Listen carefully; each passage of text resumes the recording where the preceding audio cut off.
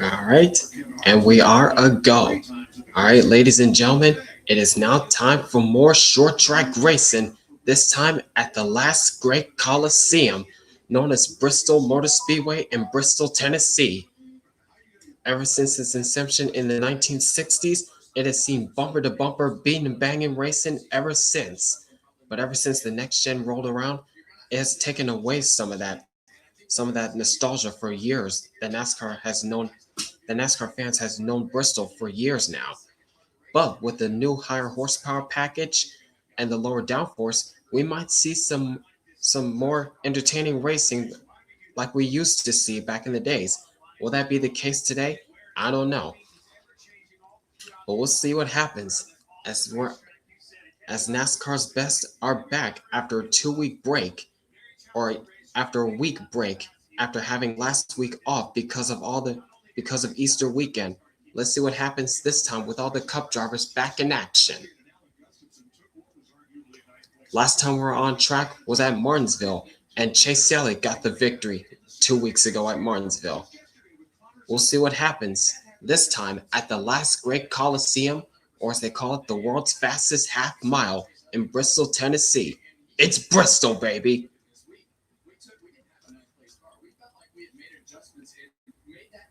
The new horsepower, let's see how it goes at Bristol. Yep, you're right about that, NASCAR fan. Because last year in the spring race at Bristol, it was just an absolute snoozer last year in the spring race.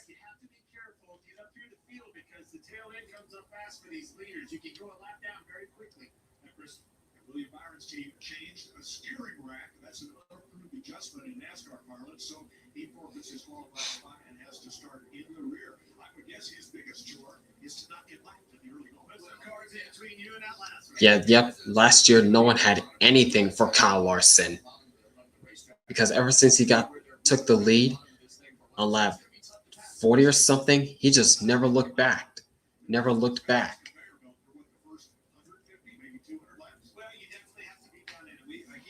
He's certainly one of my picks to get back into victory lane this season because he's been on some sort of a slump recently ever since he won that championship last year in the midst of a slump.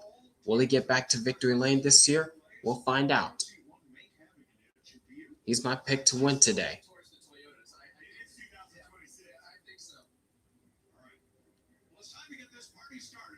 All right, time for the command to fire engines. Let's get it. Let's get the command going. Bristol Motor Speedway, here to give the command of fire engines.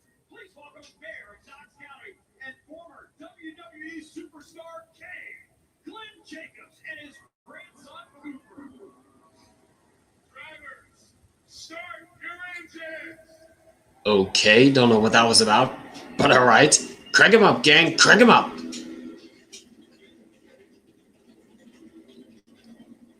And the engines roared to life here in Bristol, Tennessee, as 37 of NASCAR's best Cup Series drivers are about to take on the world's fastest half mile, the Food City 500, coming up next on FS1.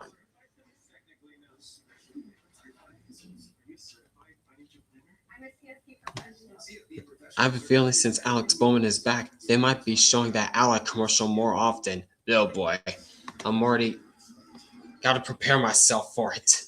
Because the last time they showed that Ally commercial for that Cup race in Martinsville, I was caught completely off guard.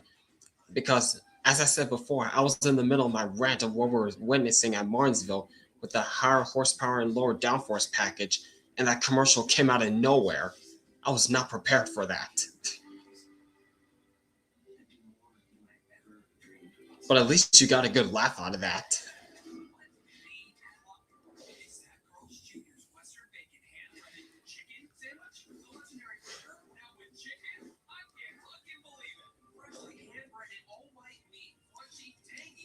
Honestly, I love it when it gets you off guard so you can have that funny reaction. Oh, oh my gosh.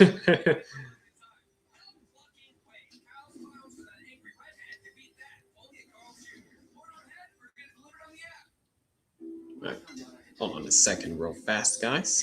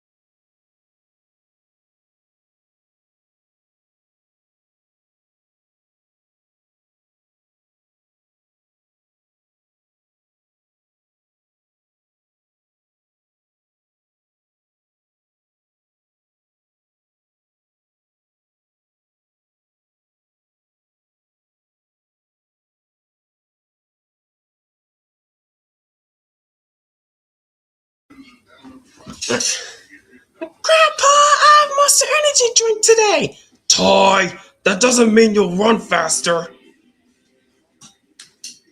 All right, and we're back, and the cars are now rolling for 500 laps around this bull ring. The pole sitter Ryan Blaney had a very fast lap here yesterday, qualifying on pole.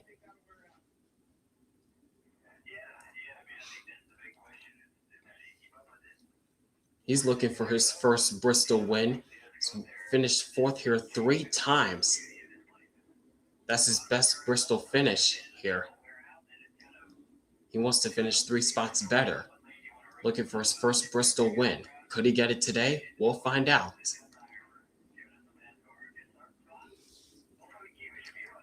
Oh yeah, your chat messages are going through. I can see them.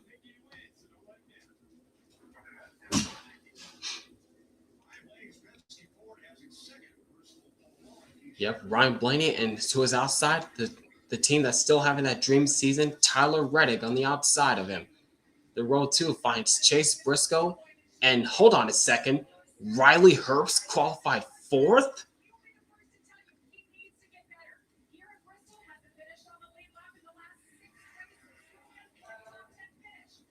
Hmm?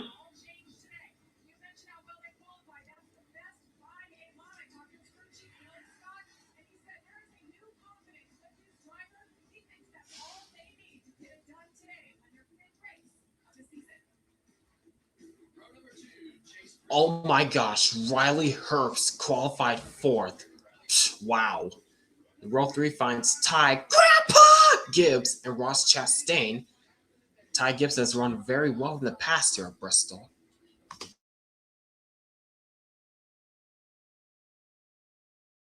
Then row 4 finds Christopher Buescher and Kyle Larson, last year's Food City 500 winner, trying to get back into victory lane.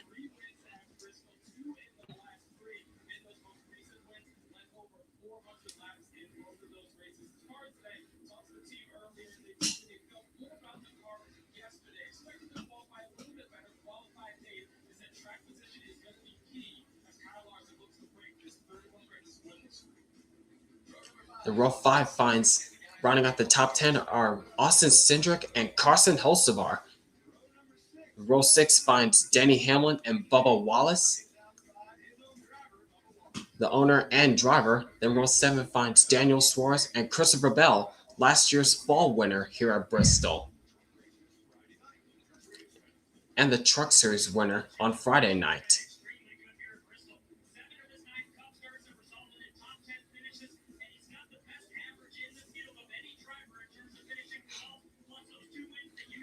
Now drivers are now going down pit lanes, both pit lanes on the front stretch and the back stretch, to test their pit speeds. Because under caution, when you go down pit lane, you enter on the exit of turn 2 and you exit at the end of the front stretch. But when you're under green flag conditions, you can enter your pit stall where your pit stall is at, whether it's on the front stretch or the back stretch.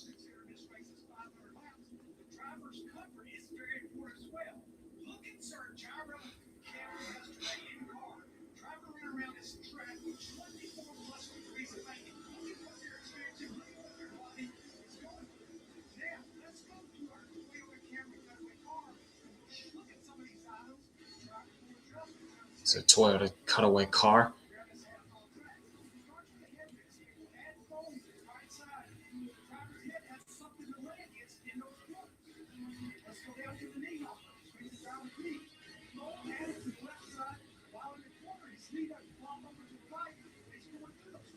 Last night, the Cup Series rookie won. Yeah, I heard Connor Zillage got the victory. They're holding off Brent Cruz and Kyle Larson.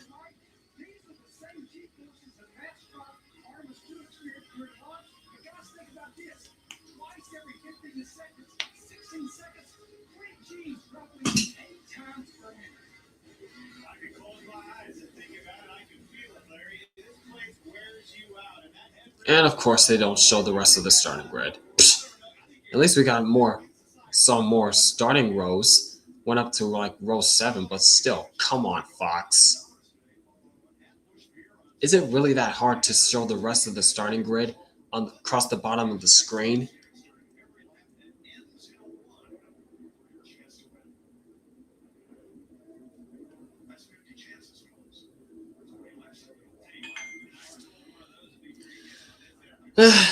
Whatever.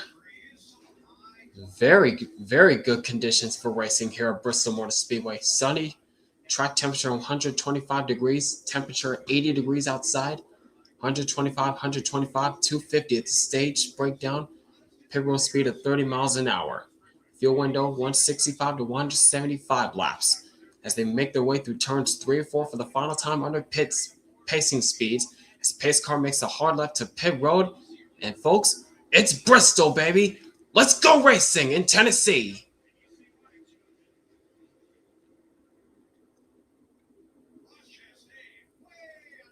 And already wasting no time, Ross Chastain up to second, trying to challenge for the lead already from Ryan Blaney. As they round off turn 4, Ryan Blaney leads the first lap. But that was wasting no time for Ross Chastain and Kyle Larson, working rather outside of Riley Herbst, trying to go for third. And Larson will easily take the third spot away from Herbst. Oh man, just cleared him off turn 4.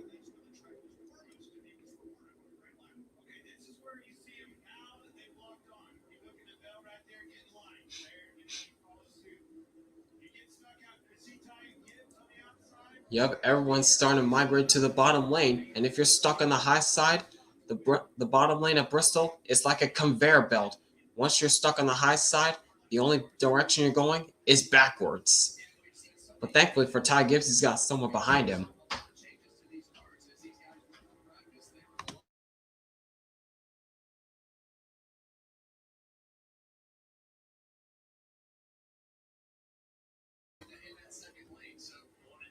Now Gibbs is under attack from Daniel Suarez, and here comes Zane Smith! Almost cleared himself in front of the 38. That was close. But because of that, he now gets back in line. And that traps Noah Gragson out there.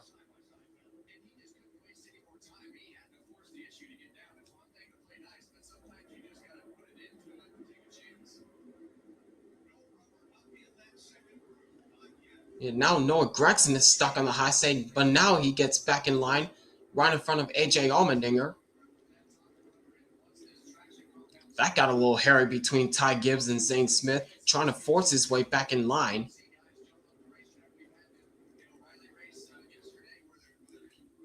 Now the only car stuck on the high side is Michael McDowell, as he just gets in front of Ricky Stenhouse Jr. to get in line on the low side. Now we're looking at Cole Custer trying to get in line.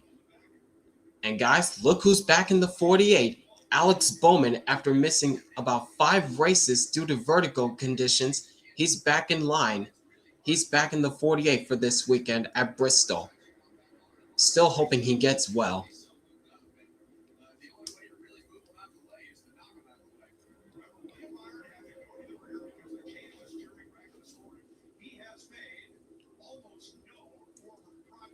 You can tell there's a difference in the new Chevy's cars. Yeah, there is a little bit of a difference between the new Chevy bodies to how they were last year. But it's still not new by any means.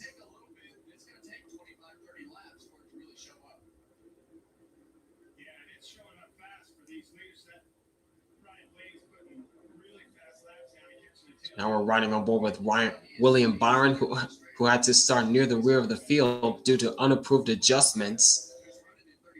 So he had to forfeit his qualifying position. But up front, Ryan Blaney already opened up to about a 1.4 second advantage over second place Ross Chastain.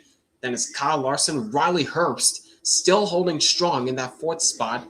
Then it's Tyler Reddick, Carson Hocevar, Bubba Wallace, Christopher Bell, Chase Briscoe, and Chris Buescher, the top 10.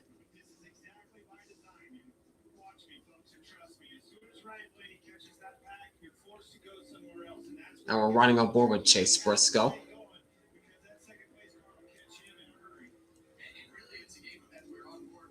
During the pace laps, Chase, you are in race reporter today. What are the odds of you going back to back on half-mile tracks after winning at Martinsville?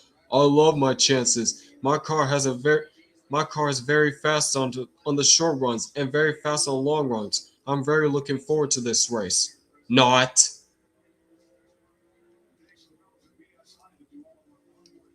Oh yeah, the gyro cam. I remember that cam from 2013. I remember that camera angle that they used to do back in 2013 during the introduction of the Gen 6. The Gen 6. Hey Kyle, how's your car today? Not now, interviewer! I'm busy!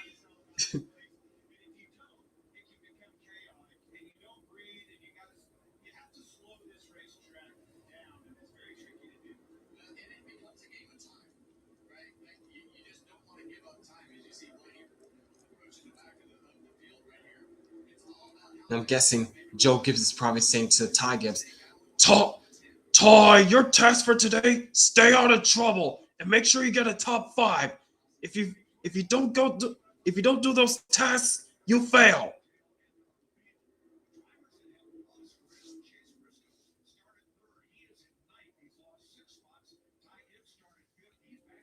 Yep, Ryan Blaney already starting to catch up to lap traffic.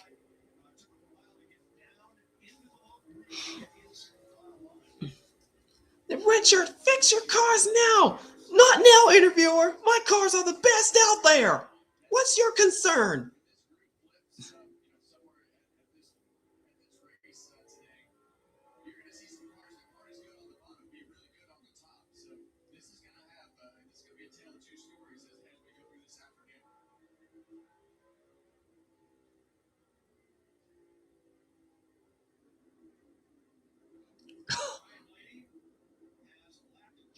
That was unprofessional of you. That was a very unprofessional, interviewer.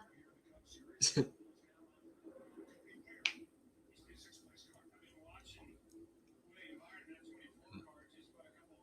Ryan Blaney already catching up to? Oh, it's criminal Cody Ware. So he already got by the lap car of Chad Fincham.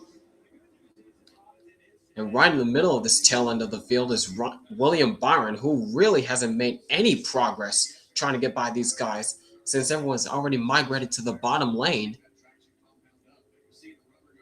Byron's in trouble. If he doesn't pick up the pace, he's going to be lapped.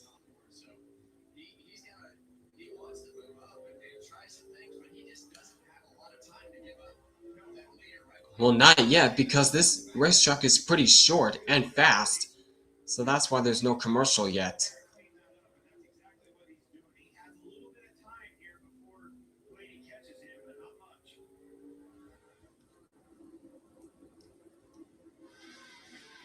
Oh, and there you go.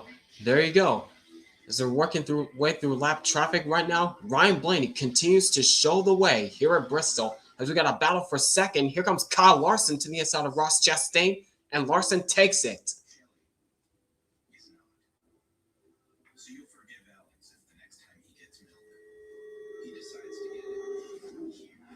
Now Ross Chastain is now starting to fall into the clutches of Riley Herbst.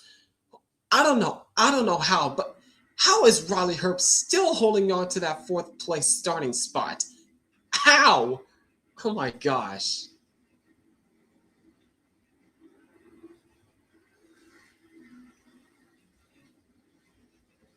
Yeah, keep an eye out for that Ally commercial. Yep.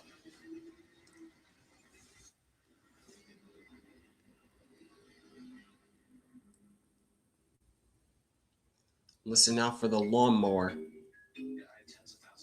Listening out for the lawnmower.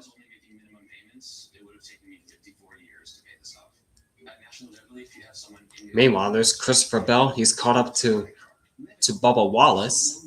National Debt Relief can help you to become debt-free. National Debt Relief was able to reduce my debt by over $21,000. National Debt Relief, they got Canada. Call or visit nationaldebtrelief.com. There's the other 2311 driver, Tyler Reddick. Whoa, watch out. Whoa, watch out, Bubba Wallace. Christopher Bell's underneath you, dude. But meanwhile, we got a battle for the top position as Kyle Larson has caught up to Ryan Blaney as he's already starting to do some diamonds. Got a good run off turn 4. Now he's up to the back bumper of the 12 as they get by the lap car of Ty Dillon.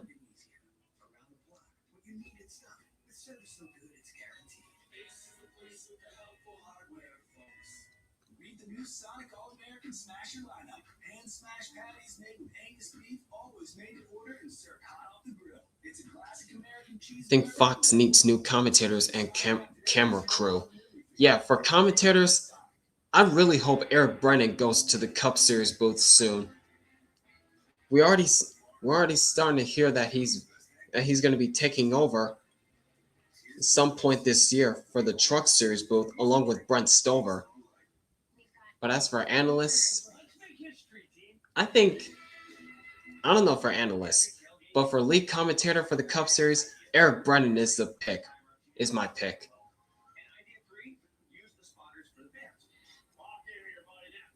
Now they're going past the lap car of William Byron. Yeah, William Byron, he has not picked up the pace at all. He was stuck behind Todd Gillen, and he could not go anywhere.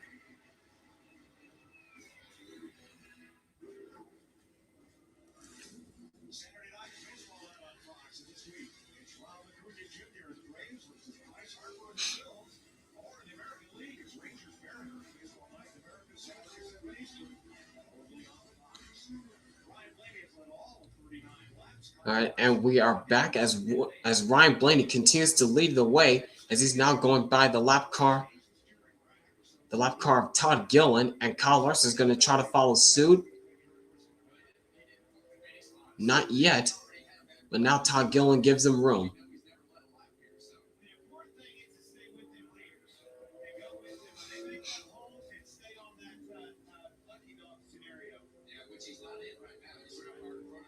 Mike Joy can stay, but just get rid of Clint Boyer and Kevin Harvick.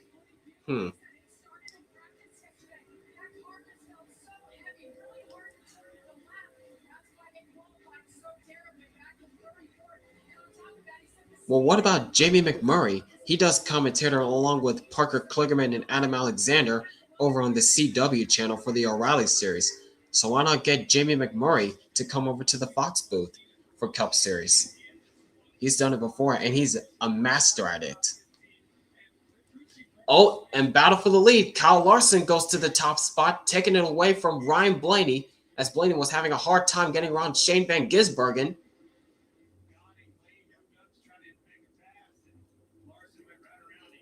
And new leader, the 5. Here's how he did it.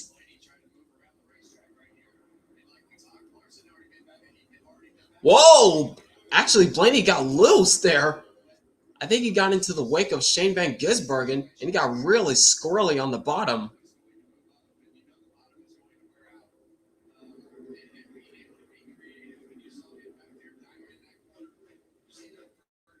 Hot take, but if Mike Joy goes part-time, have Will Buxton commentator racer too. Will Buxton in the Fox booth for NASCAR? I mean, he's done a fantastic job for IndyCar on Fox. But for NASCAR, that's pretty bold if you ask me. I mean, as you said, it's a hot take. I don't know.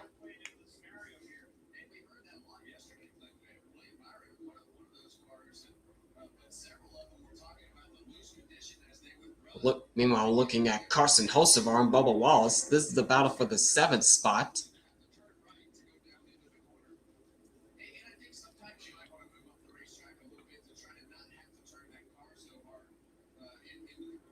Now we're looking back at Ty Gibbs in the 54, still currently running in the 14th position, trying to catch up to Daniel Suarez.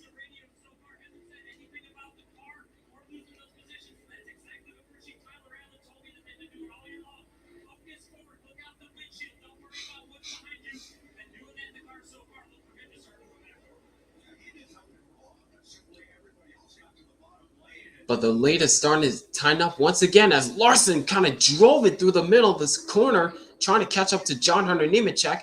Now he's got Ryan Blaney back on his bumper once again.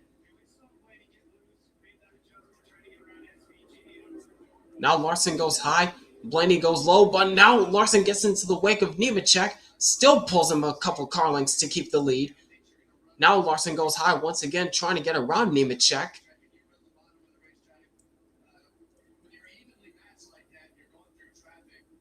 Oh, now Nemechek goes high. Oh boy, watch out, watch out, watch out.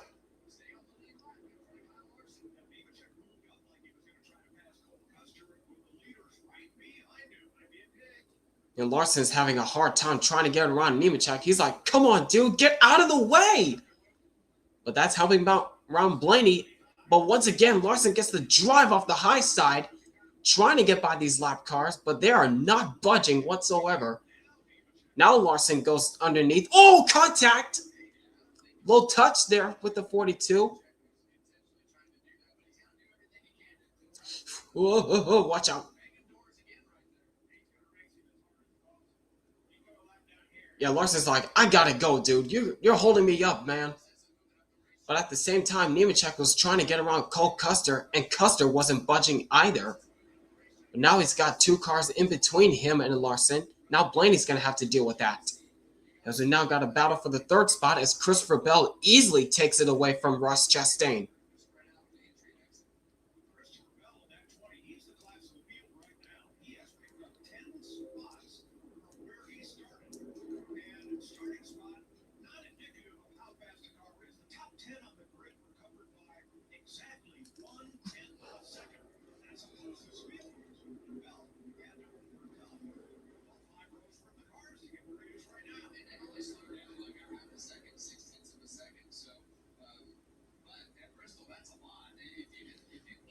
And battle for the fourth spot once again. Riley Herbst on the inside of Ross Chastain, trying to go back to the fourth spot.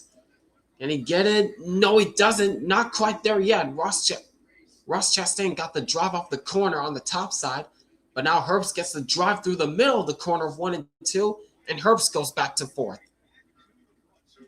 But up front, it is Kyle Larson back in front after a little bit of a challenge with trying to get around the lap cars of Nemechek and Custer. That got a little hairy.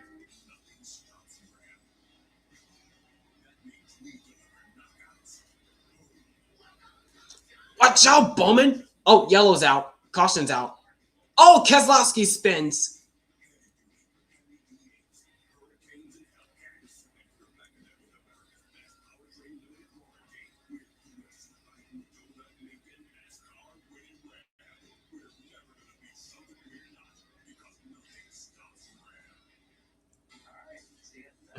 Look at the sick drift that Keselowski is pulling. The NASCAR. Yep, the NASCAR AI.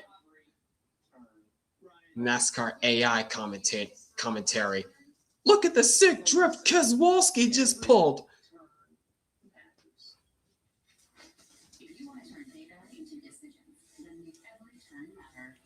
Oh, Brad Keselowski just spun out. That's what happened.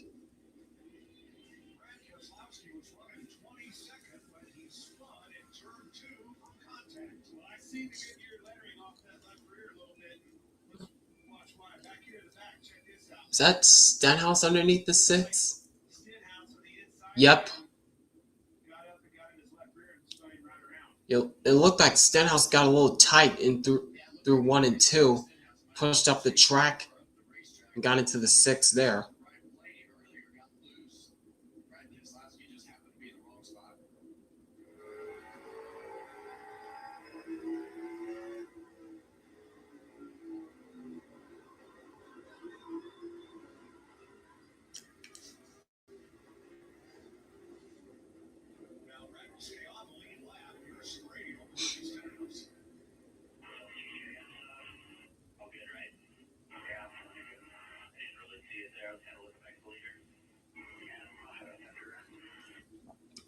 So we're now starting to see pit stops.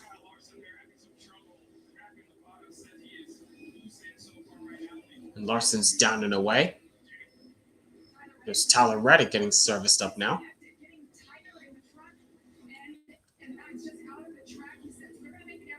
And Reddick's down and away. And here's Christopher Bell.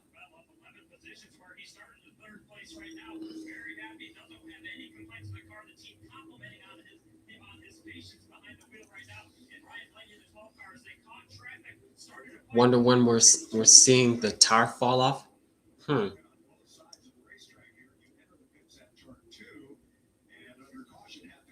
Larson wins the race off pit lane. Oh.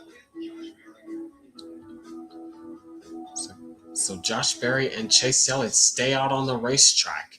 Wonder how this is going to go once they get the restart.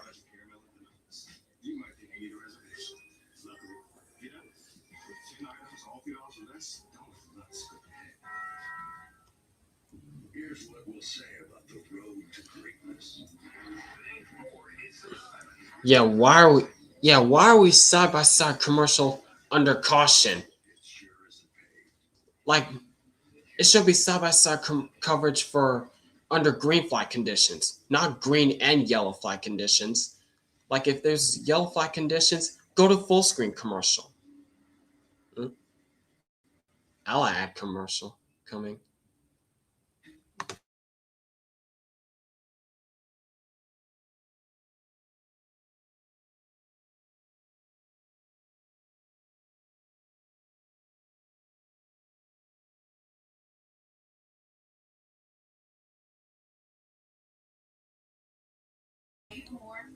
Okay, that was a bit safer. All right. I listened that time. Thankfully, it's a different one.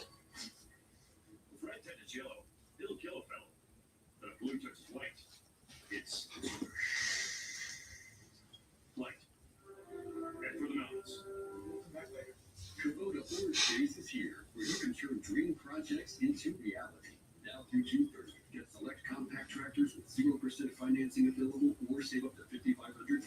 Sailing soon. Find your nearest dealer at KubotaOrangeDays.com. The finest luxury fragrances are now exclusively available on everything you wash. Unstopable's unlimited collection. Add it to your wash, and everything will smell divine. Luxury laundry scent beads so you can smell. Yeah, we shouldn't be side by side coverage during pace laps. Like, literally nothing's happening. Nothing is happening during caution laps.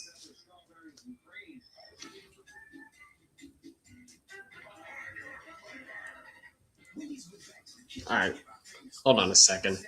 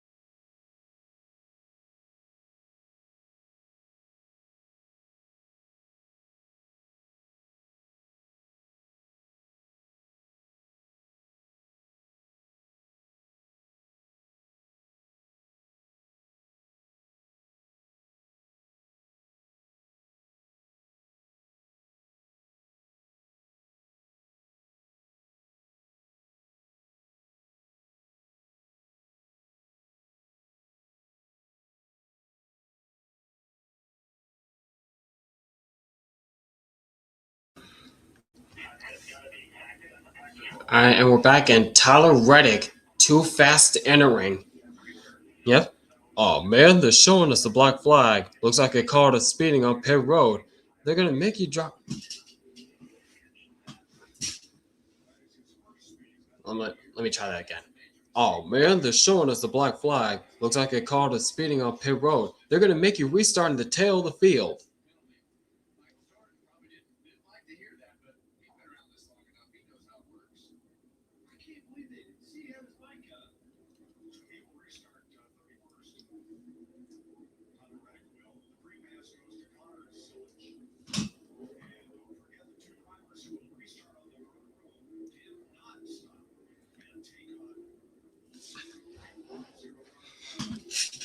Yep, Chase Elliott and Josh Berry, right before they went to commercial, They did not stop under this yellow.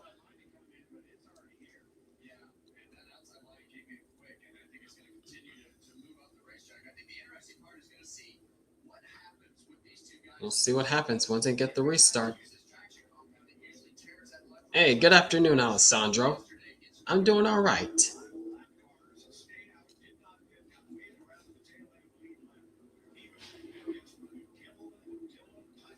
Here we go for this restart with 56 to go in stage number 1.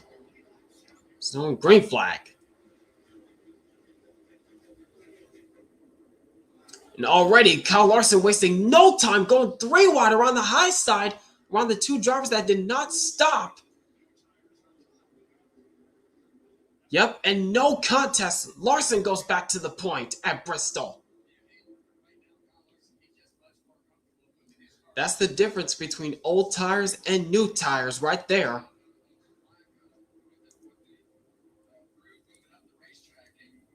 Now Christopher Bell's going to try to follow suit, trying to find a way around Josh Berry as Ryan Blaney gets around the high side of Chase Elliott, trying to go for the 4th spot. And Blaney will take it. Oh, and look at Ross Chastain just squeezing in front of Riley Herbst.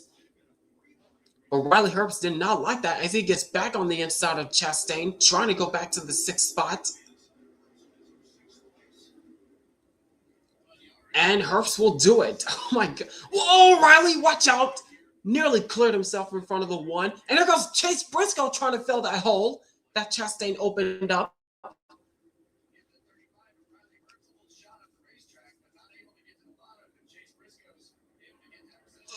No. Briscoe has the edge, but Chastain trying to fight back on the high side, but to no avail.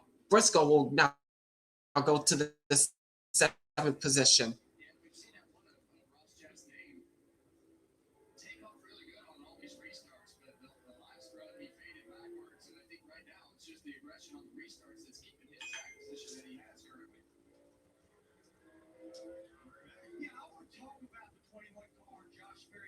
Oh, and Cindric looked like he just got the chrome horn from Chastain, but that's allowing Bubba Wallace to get to the inside of the 1. That's for the 10th spot. But up front, Kyle Larson continues to lead, but Josh Berry, somehow he's holding very strongly in the 2nd spot on those old tires. Somehow he is still holding his own.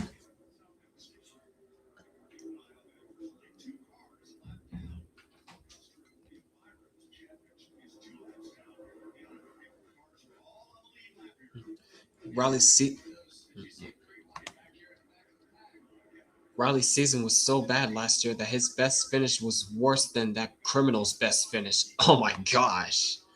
Oh my gosh.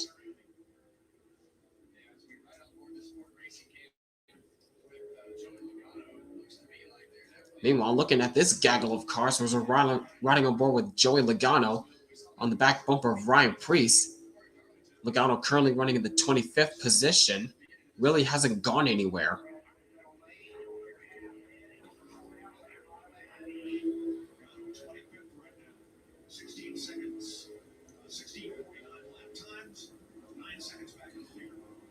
Now we're looking at Chase Briscoe and Carson Hocevar, 7th and 8th spot right now, as everyone's starting to settle into their positions after that restart.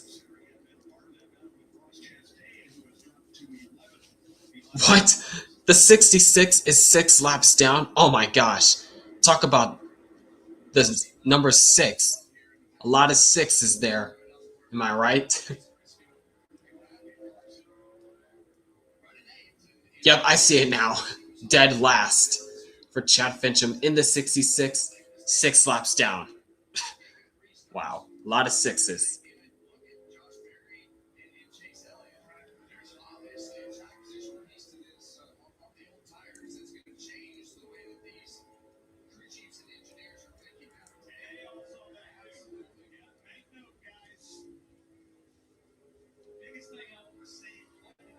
At least he's better than that criminal. Oh, it's Cody Ware. Yeah, for real. But anyways, looking at Josh Berry and Chase Elliott I initially thought they were going to go straight to the back of the field because they're on older tires than the rest of the field who pitted for fresh tires. But looking where they're at, Josh Berry's still holding strong in that second spot, and Chase Elliott really lost probably like 4 positions, but still running top 5. Wow.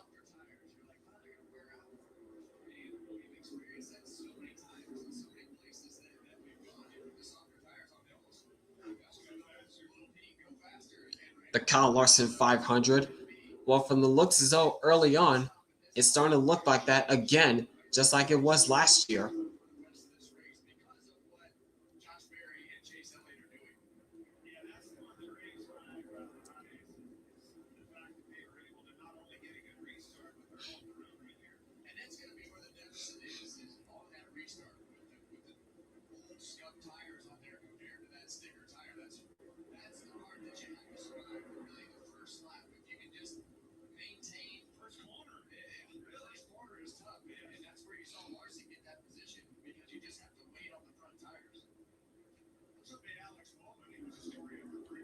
Meanwhile, now looking at Alex Bowman in his first race back after sitting out a few weeks.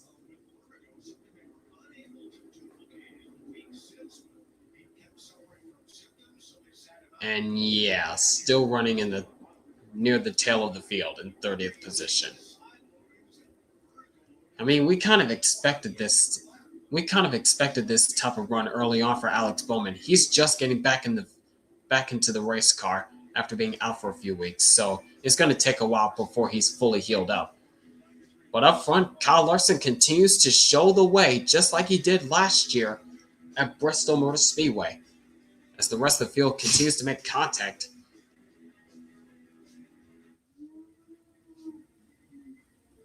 How did you do this? I'll show you. The whole park now runs on extended. The network in Southfield too. It's pretty cool. Yeah. Wow. Something even smarter than Alan? I think so. Yeah, he's pretty smart. Yeah. A whole new species of Wi-Fi at the same price for 5 years. Brand only. Devonsky Auto Body, LLC. What'd she call her? Oh, yeah, she's the twins name. Yeah. Stadiums, dude. Very good. Okay.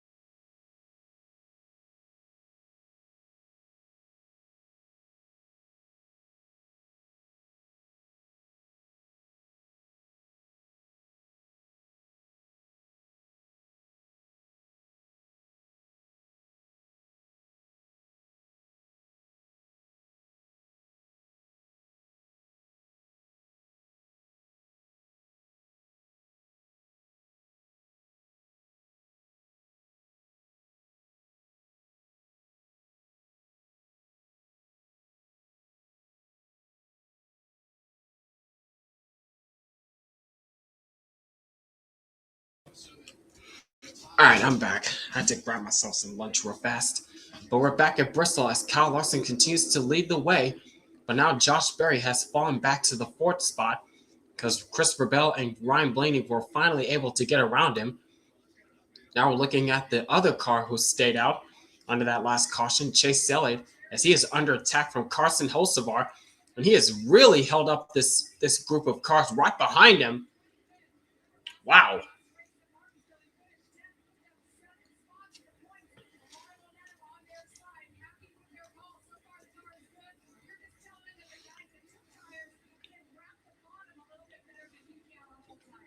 But Josh Berry is still holding very strong in the top 5.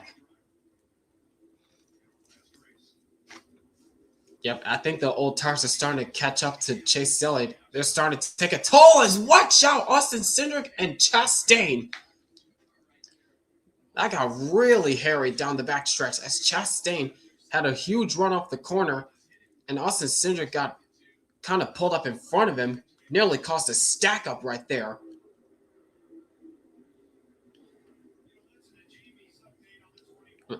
Stream froze for a minute. What do you mean?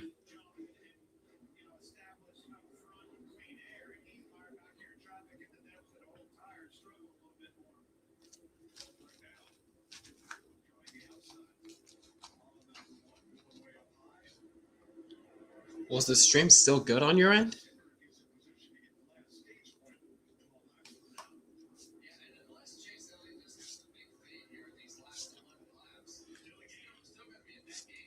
It went from loading to now back to normal. All right, that was odd.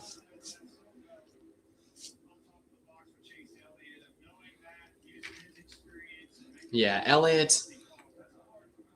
I get you were trying to gamble to trying to gain track position, but dude, you should have pitted because now the old tires are starting to take a toll on you now.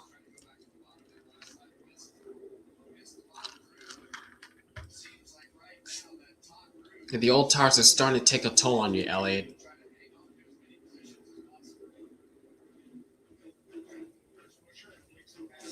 He's now under attack from Chris Buescher. As we have less than 10 laps to go in the first stage.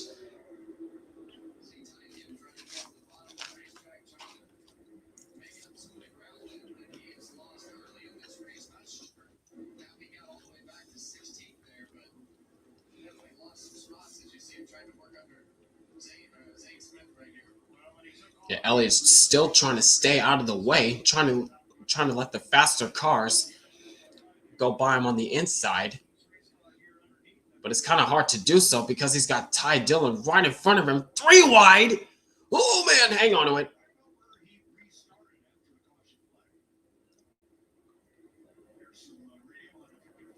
Whoa.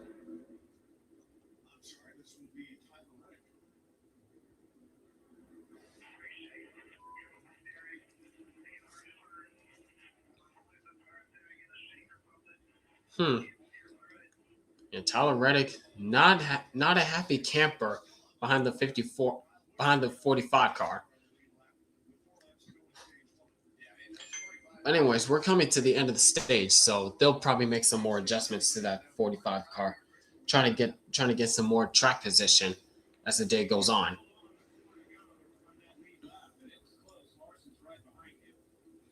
Dang, he's back in 26? Yikes! I did not notice that. Ouch. I did not even notice that, but Tyler Reddick's back in the 26th spot. Ouch.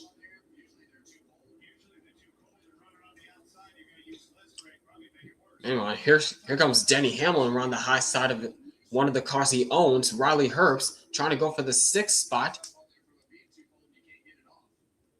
Trying to roll around the bottom side as we're on the final lap of stage 1. And it has been pretty much all Kyle Larson after taking the lead away early in the race from Ryan Blaney.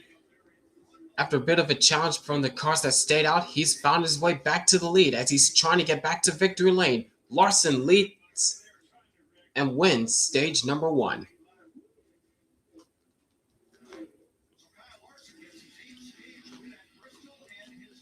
All right, that wraps up for stage 1. Stage 2 coming up next.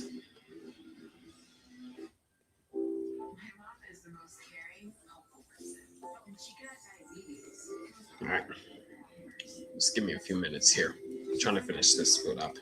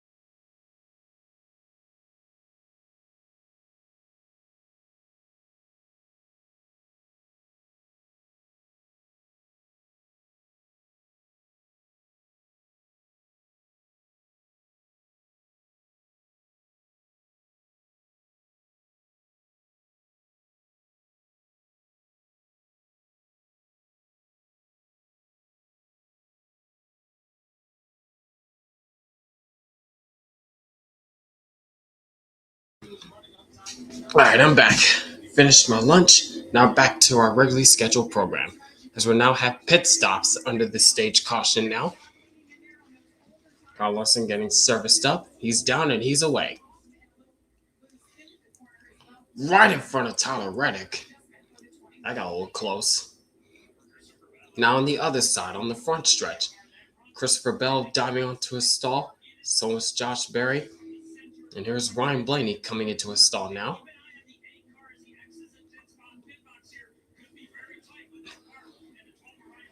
And Christopher Bell's down and away. It's a drag race coming off pit lane, but looks like Larson will get it. And a bit of a slow stop for Ryan Blaney that time. He's going to lose a lot of track time. Lost 4 spots because of that.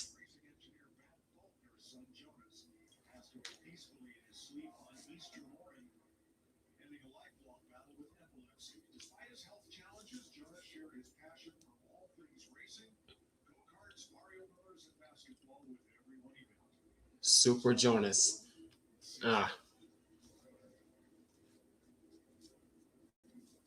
Jonas Faulkner. Rest in peace. Rest in peace, Jonas. It's only 17 years old, as I saw there, from 2009 to 2026. Only 17. Phew. Wow.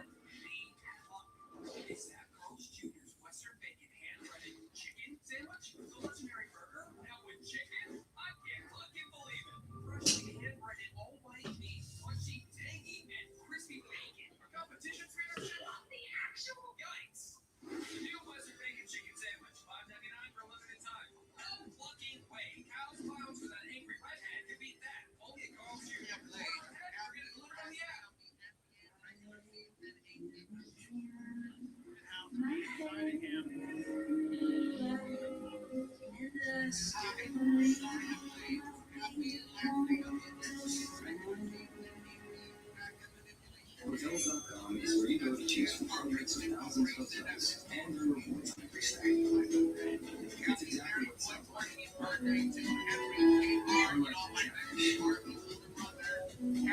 Chasing out what it sounds like. When you hear Hotels.com, you think hotel rewards you can use on cash. No flag updates. Because Hotels.com is exactly what it sounds like. Hotels.com, it's all in the name. More. It's something people with COPD want. Dupixent makes more possible. It helps adults breathe easier, starting in as little as 2 weeks. That could mean more dances danced. More games played. More classes taken. More to look forward to. It's amazing what can happen when you can do more. Dupixent is an add-on treatment for COPD that is not well controlled and with a specific marker of inflammation. It's not for sudden breathing problems. Dupixent helps look at the key source of inflammation, and it's proven to help reduce flare-ups, so you can do more with less COPD. Severe allergic reactions, including skin reactions, can occur. Get help right away for face, mouth, tongue, or throat swelling, wheezing, or trouble breathing. Tell your doctor of new or worsening eye problems like eye pain or vision changes, joint aches and pain, or a parasitic infection or asthma. Don't change your stop under treatments without talking to your doctor. What will you do with your more? Ask a pulmonologist about Dupixent and COPD. Sunday, following the NASCAR race in Kansas, keep it on Fox for the fastest racing on earth on the West Coast. Alex Cole and Joseph Beadard and the stars of IndyCar take on the streets of Long Beach. The road to the Indy 500 continues next Sunday, 5:30 Eastern, home on Fox. Well, this tricky pit road had 3 drivers for speeding. Oh, Christopher Bell, John Nemechek, and Michael McDowell. Too fast on pit lane for all 3 of those guys.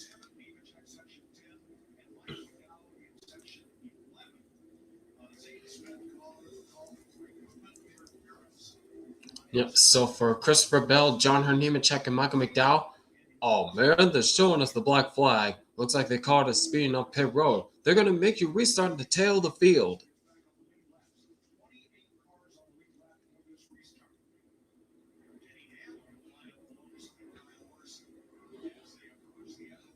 All right, here we go.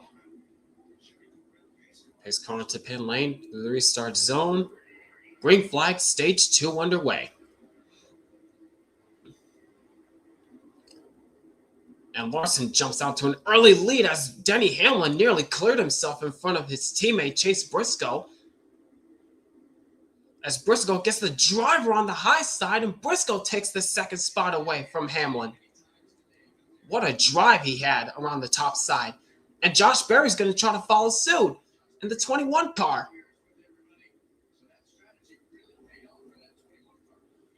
Yep, and Josh Berry goes to third. Now he's setting his sights on Chase Briscoe around the high side. Is he going to get it off the corner? Oh, he slipped it a little bit through 1 and 2. Now he's under attack from Hamlin once again. Oh, watch out! Low contact there. That was a little squirrely. That got a little hairy there between the 11 and 21.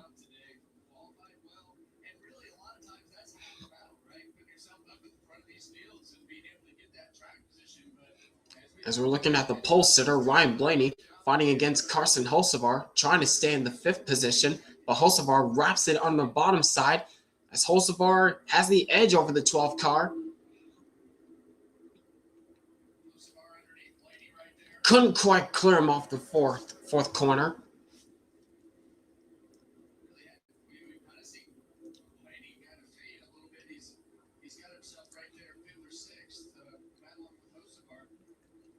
Hocevar trying to use the middle of the corner to his advantage to get in front of the 12, but the Blaney has the drive off the top side.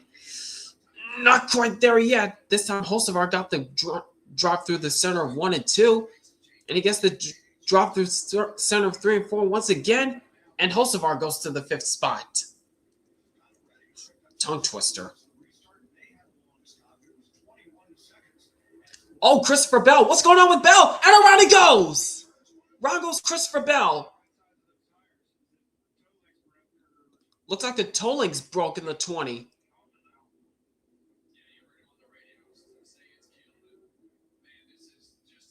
Oh, that car is crab walking. All right, what happened to Bell?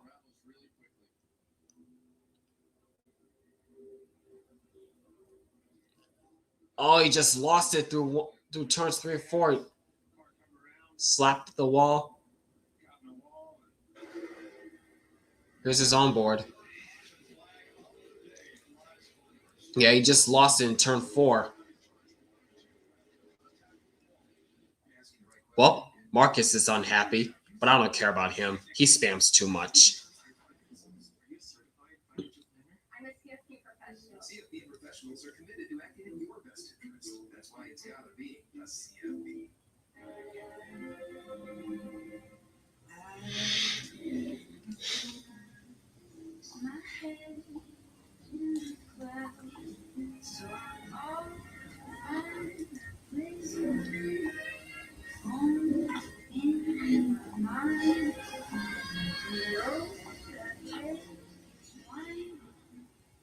There's more room for imagination in the 3-row GBE.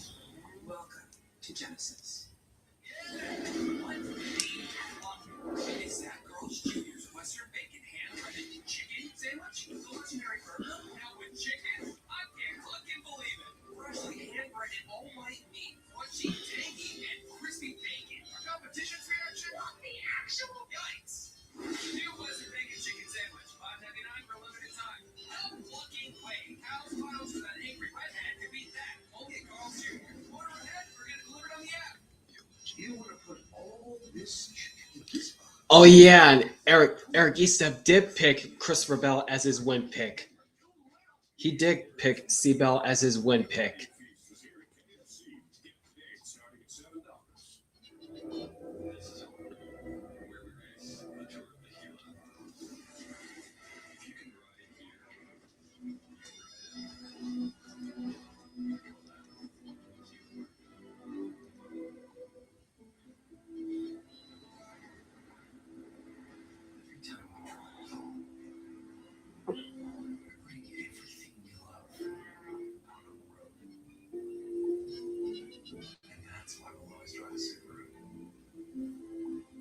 The all-new Subaru Outback, built to achieve the highest safety ratings possible.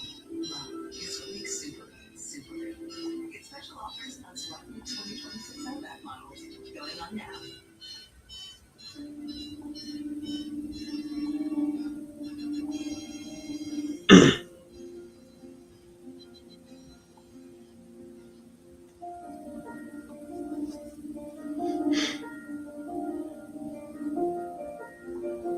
New Sensodyne Clinical Repair is absolutely amazing. When your teeth are sensitive, they need special care. New Sensodyne Clinical Repair creates a protective shield over those exposed areas that can help repair sensitive areas of teeth after 60 seconds. I recommend Sensodyne Clinical Repair. Sure, there's places Taco Bell's crispy chicken nuggets have there.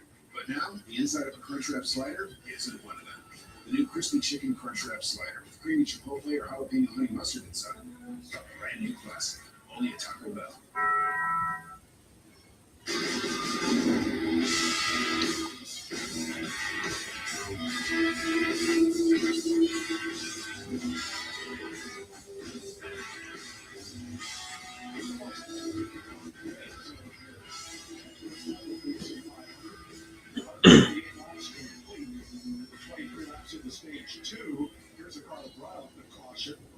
If they're working on that working on the rear toe link. And here it is again, coming off turn 4. Watch the 20. Just lost it on his own, trying to get back on the gas, slaps the wall.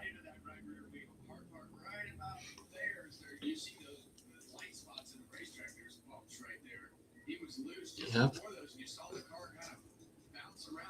And that messed up the toe link right there.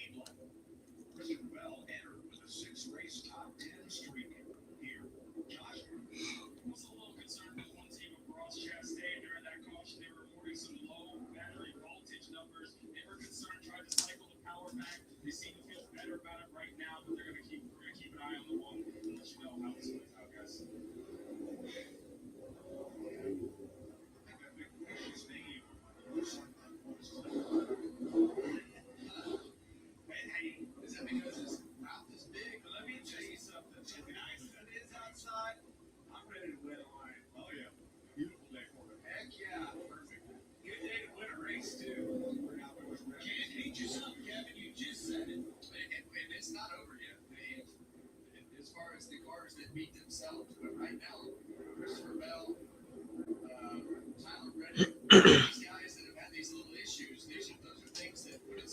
Glad to see Bowman back. However, he is struggling, but it is understandable since he came back from vertigo. Yeah, like I said earlier in the stream, Alessandro, we don't expect Bowman to do well right off the bat. He's still trying to recover from vertigo symptoms. So it's going to take a while before he's 100% again. But anyways, back green once again, and Larson on the jump.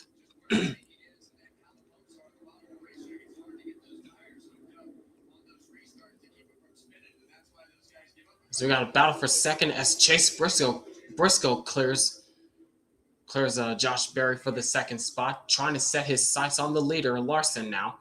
As Hamlin goes around the high side of Carson Hocevar, this is for the 4th position.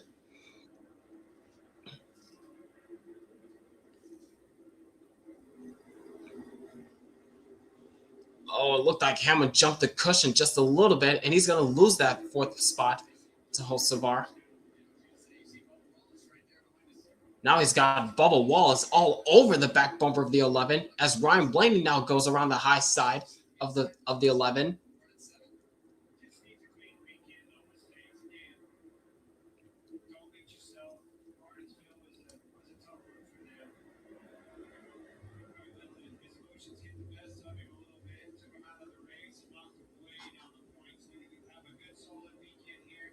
These two still battling side by side, just like they did at Martinsville when Hamlin, even though it wasn't intentional, but still Hamlin put Blaney in the wall at Martinsville 2 weeks ago, and Blaney got a little squirrely off the high side of turns 1 and 2, and Hamlin takes over to the 5th spot.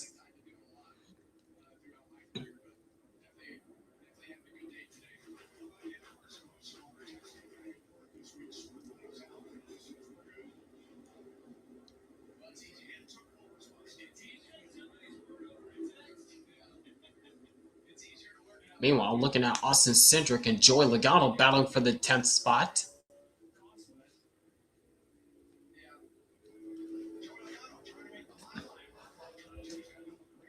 Yeah, Logano, who was basically running mid-pack throughout the majority of stage 1, he's back inside the top 10 while fighting to stay on the top 10 because his teammate crashed through 3 and 4.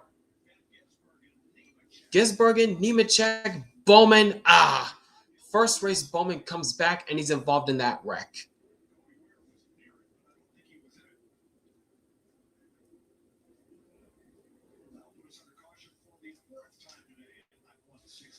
I saw another car involved in that. It wasn't Cody Ware, unfortunately. Yep, Bowman's done. Yep, Bowman's done.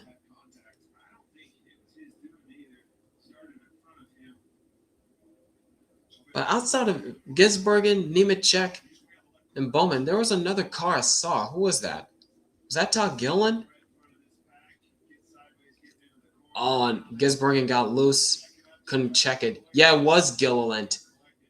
Not much damage to the 34.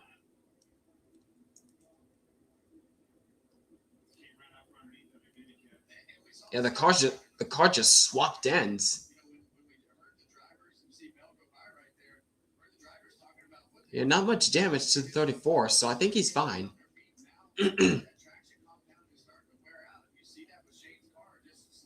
And Christopher Bell, right behind this mess, was able to find a way and squeeze by. Good job for the 20 to get by that.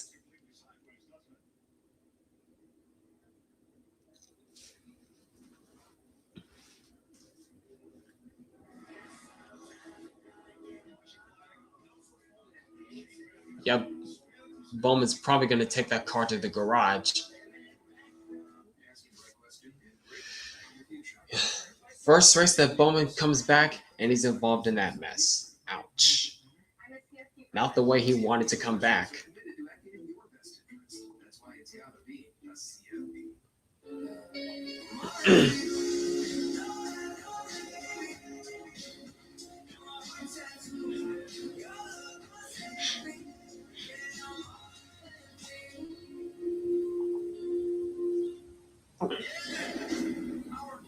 Said we couldn't name this new Carl's Jr. burger the biggest burger for the smallest price burger. So we did. And that's called a Luke Galley XL burger. A beef charbroiled double burger with double cheese, grilled onions, and classic sauce.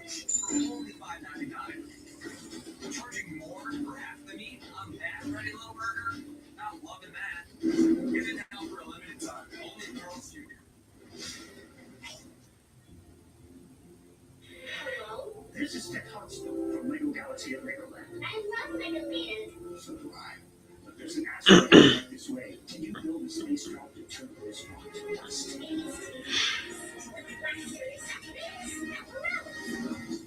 Blast your flying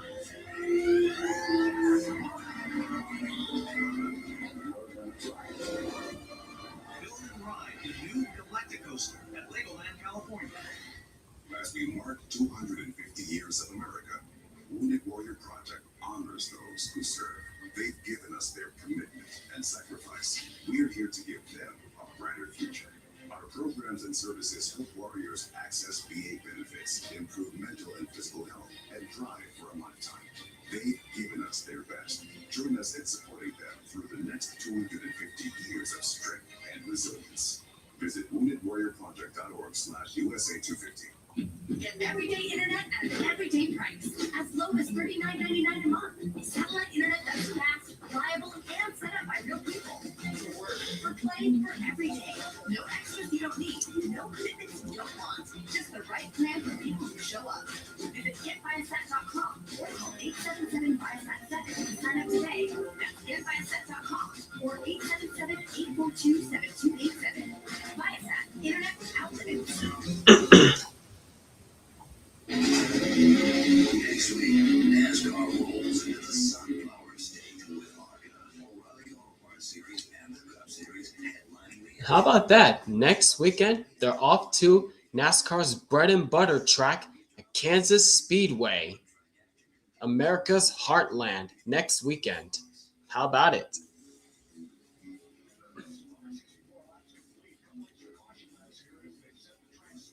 Whoa, whoa, whoa. Okay, a chunk of rubber.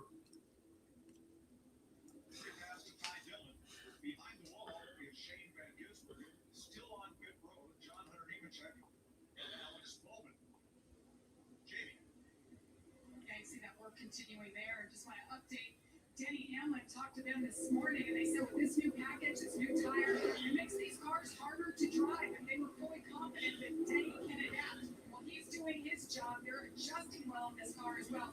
2 runs ago, he came on the radio that the back end was just out of the track, but after one cycle on these tires, the car is coming to him, and he said he's turning better, so things going in the right direction. And you guys noted in the booth how well his pit crew is getting it done. 3 spots on that last stop. Jamie will restart with 29 lead lap cars. Easiest way to get him, isn't it, Kevin? Yeah, there's nothing better than those guys on pit road being locked in and gaining those positions. 4 cars left are laps down. Even checking the moment on pit road, and guess what could be behind the wall? And she had here's Eric Jones, right in Cam. He's number 43. Another solid run. He is number 19 for Legacy Motor Club, which this week announced they had added Darius Rucker as an investor and partner in Jimmy Johnson's group.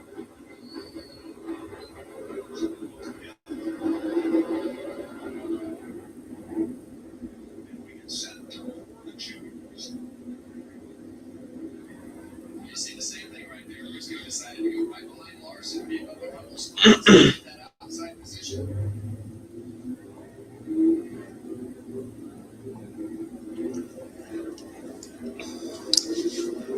These used tire restarts are always a little bit different than the new tire restarts. All right. Went by the choose rule. Those guys can fire off. It's just so fire off from that bottom lane. Tires. All right. Fire off isn't as good anyway, but John's very happy to take that front row line. So Larson once again using the high side to his advantage on these restarts.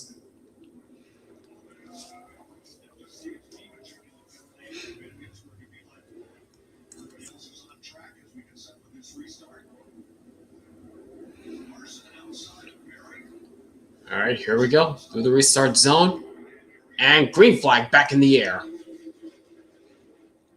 And once again, Larson takes off, as Briscoe was not able to hold the outside line like he used to, like he did the previous restart, but now he's going to get the drive off the corner, side by side with the 21, still trying to clear him for second, and it looks as though he will, coming off this corner. Yes, he does.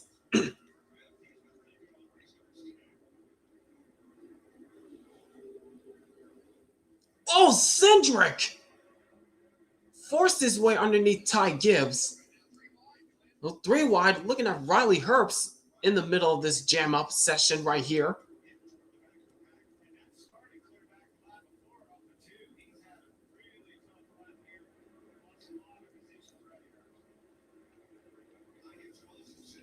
Oh. Now everybody's jostling for position from midway on back through the field. It's riding on board with Ty Gibbs. Look at Logano switching from the top lane to the bottom, trying to force his way underneath Denny Hamlin. It's going to move him up the racetrack, trying to go for 7th.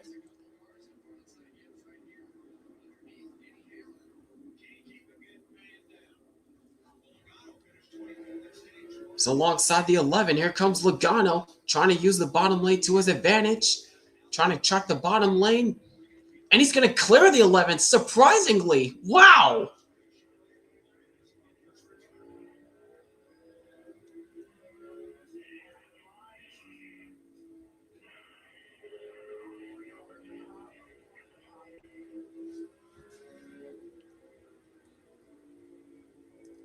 Oh, now Logano blocks the 11, trying to use the high side. Meanwhile, I'm looking at one of the cars that Hamlin owns, Tyler Reddick. At one point, he was 26th in the field. Now he's up to 14th.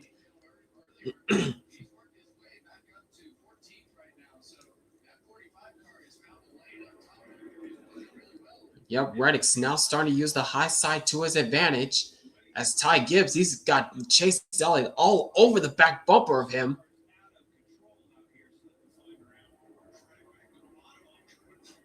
Oh, watch out.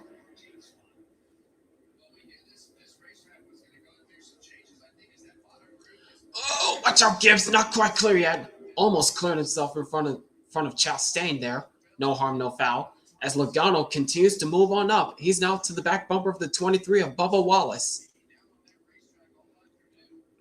Logano using the high side to his advantage. Oh, it gives him the shot. Logano gave Bubba Wallace a shot there. There it is. Rattle his cage. As Kevin Harvick just said, he just wanted to rattle his cage a little bit. And Logano goes by Bubba Wallace for the 6th position.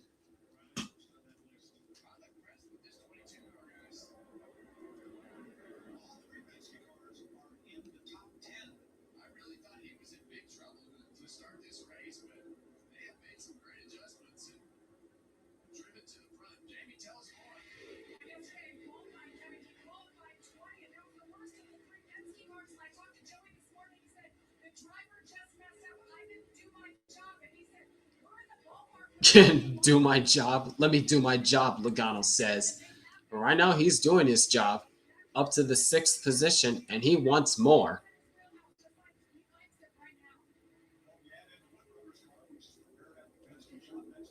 Meanwhile, looking back at Tyler Reddick at the moment, still running in the 14th position, and it's way better than where he was on lap 70, which was 34th. So now we're looking at Austin Cindric and Ty Gibbs battling for the 9th position, and Cindric will take it away from the 54.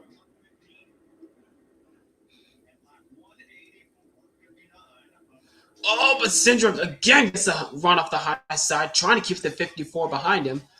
But up front, it is still Kyle Larson continuing to show the way here at Bristol.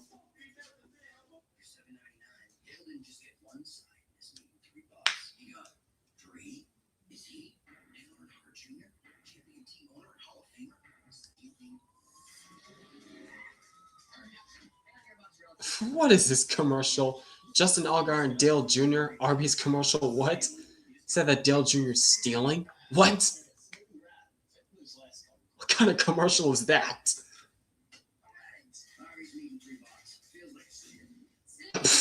Feels like a steal. Yeah. Okay. That's quite a creative commercial. Showcasing Justin Allgaier and Dale Jr. and Arby's.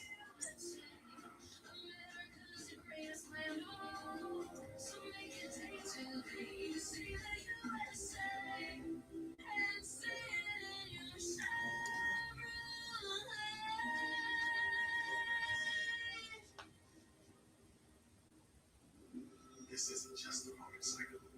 It's an engineering miracle. That got a little hairy as Buescher just barely clears Chastain, and here comes Keselowski. Oh, watch out, Stenhouse! Don't spin out Keselowski again, dude. That was close. Wait,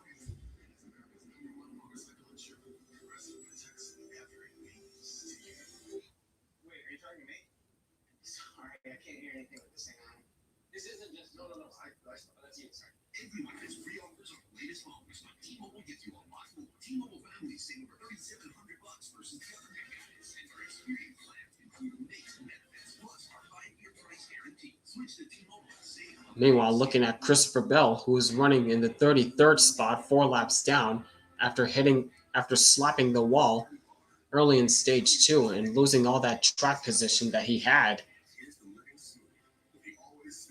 because of the toe link and spinning out. Oh, watch out, Briscoe.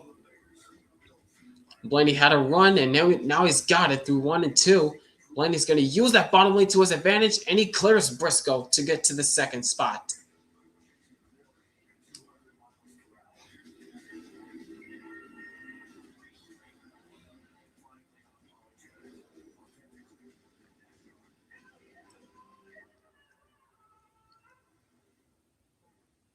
Bush guy, cold and smooth survival skills. If red touches yellow, it'll kill a fellow. But if blue touches white, it's white. Head for the mountains. We'll come back later. Wendy's moved back to the kitchen to give our famous spicy chicken sandwich a total upgrade. More crunch, more flavor, the heat that just hits. Is this our best spicy chicken ever? Looks like a yes to me. Spicy chicken just got better. Oh, watch out, Todd Gillen got really squirrely on the bottom side. Now he's under attack from Ryan Preece.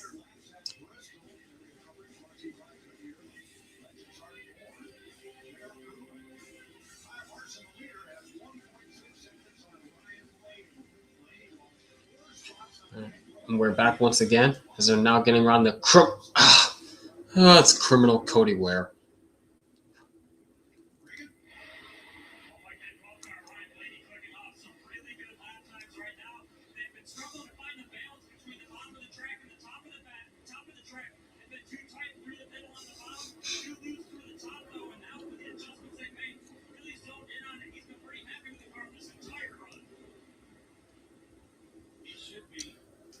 Larson is looking to lap the driver that beat him last night.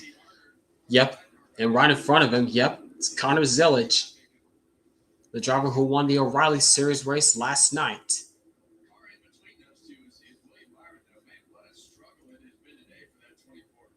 Yeah, whatever's going on with William Byron right now, clearly they've missed the setup big time. Clearly they've missed the setup in the 24 car.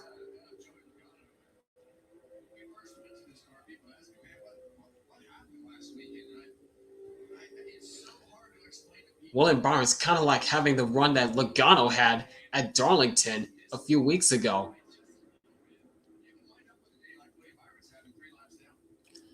Meanwhile, looking at the battle between car driver and car owner Bubba Wallace and Denny Hamlin, as Hamlin takes the 7th spot away from Wallace, and Ty Gibbs is going to try to follow through.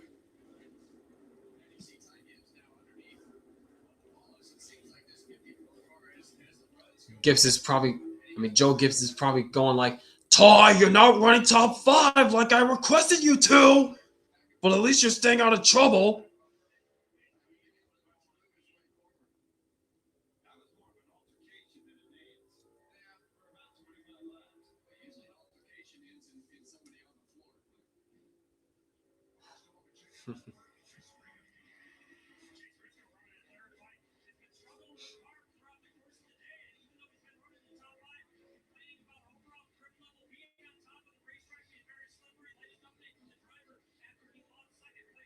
Running on board with 3rd place driver Chase Briscoe. Very good run for the 19 so far.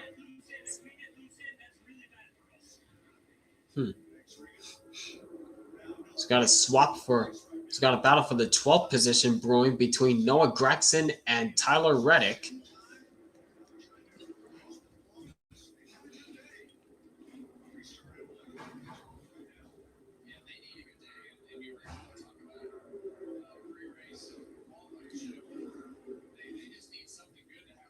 Wait a minute, I just looked at the running order. It said Chad Fincham 73 laps down. What?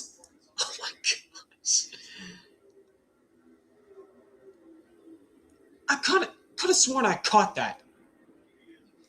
Oh my gosh, yeah, 73 laps down for Fincham. Ouch.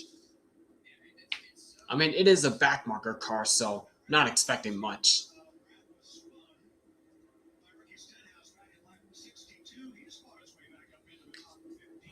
Yeah, Brad Keselowski, after being spun out by Ricky Stenhouse Jr. in stage 1, still running very solidly in the 15th spot.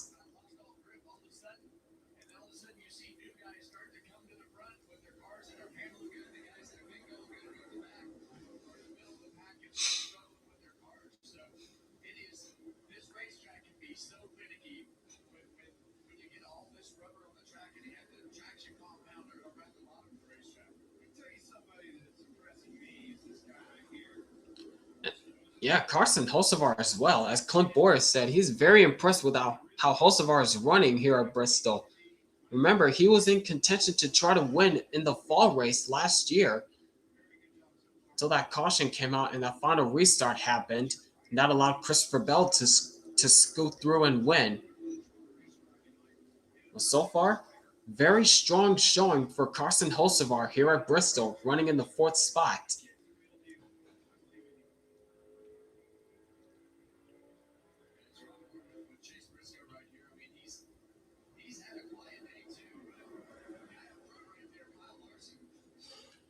Oh boy, but looking at the leaders right now, Kyle Larson, he's got a lot of traffic to deal with in front of him. Let's see how this goes as we go to side-by-side commercial.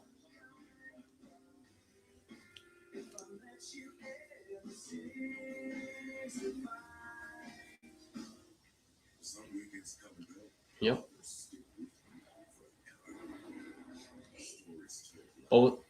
But because of the slower lap traffic, Ryan Blaney is now starting to catch up to the 5 car. Larson's probably going like, come on, Zane, get out of the way, dude. Get out of the way, Zane. Please move it. Now Larson goes to the high side around Zane Smith. That's 1 car down. Now he's got Riley Herbst in front of him. But here comes Blaney trying to split Zane Smith. Can't do it.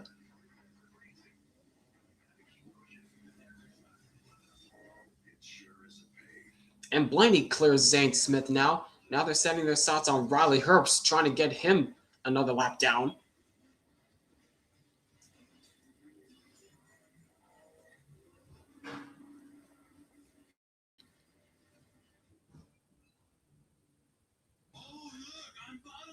Just like bottomless apps for $9.99, it's Buffalo Wild Wings. That's right, you can get bottomless mop sticks, fried pickles, and so much more for you and all your bottomless friends. Bottomless apps for $9.99. And Larson finally clears Herbst. There he goes.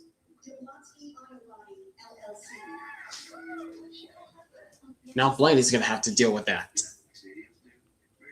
Oasis Breeze and Spa. Money moves aren't as absurd as you think. English guy, cold and smooth survival skills. To avoid going in circles, take note of recognizable landmarks, like that.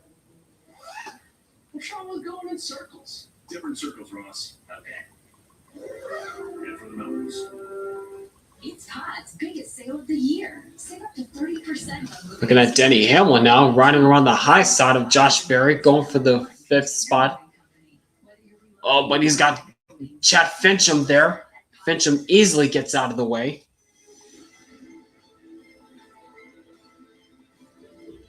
This week only at Papa John's. Buy any large pizza at regular menu price, get a large one topping free.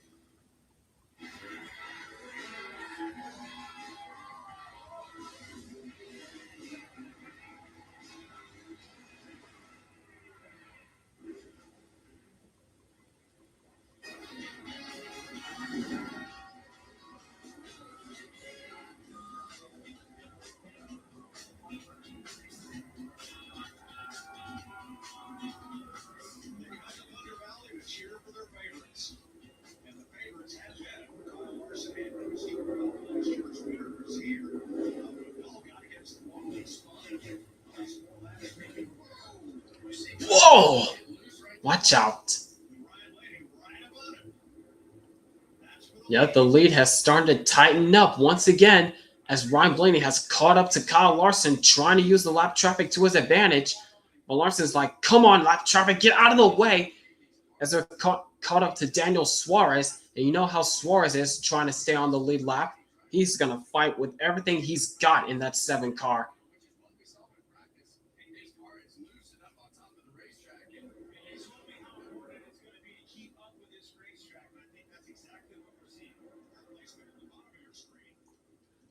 This is the battle for the lead up top, while the battle for the 4th position is on as Denny Hamlin takes it away from Carson Hocevar.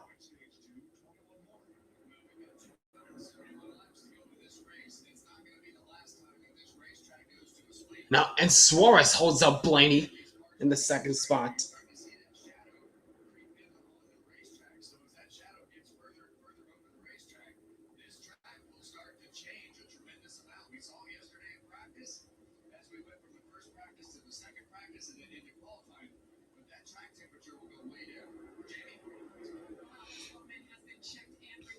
Yep, there's Bowman.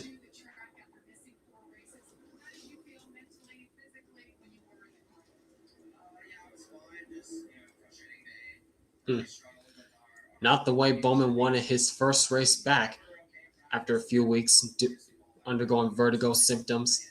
Not the way he wanted to come back to. Not the way he wanted to come back to the racetrack.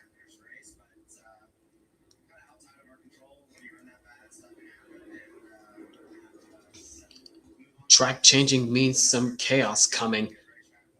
Maybe.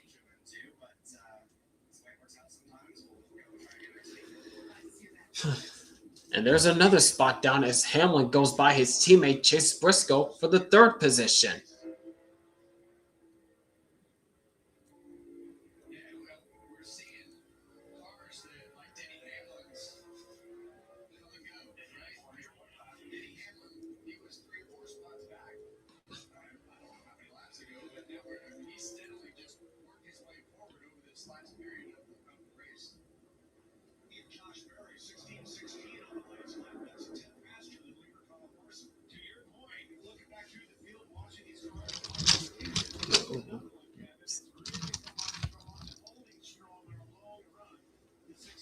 Yes, somehow Keselowski up to the 11th spot after being spun out in the first stage.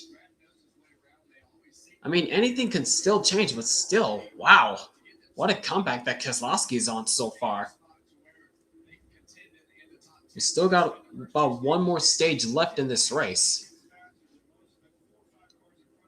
As we come back to the leaders now, as they're still dealing with this lap traffic.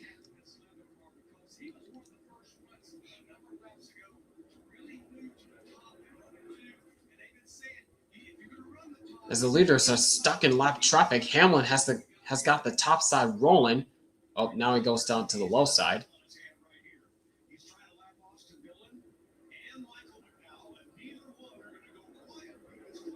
Oh my gosh. We got 10 laps to go in stage 2 now, as they're trying to put some more cars a lap down, but Austin Dillon, he too is a driver who will fight as hard as he can to stay on the lead lap. Michael McDowell, I don't think he'll be that much hard, but we'll see. That much hard? That's out of context.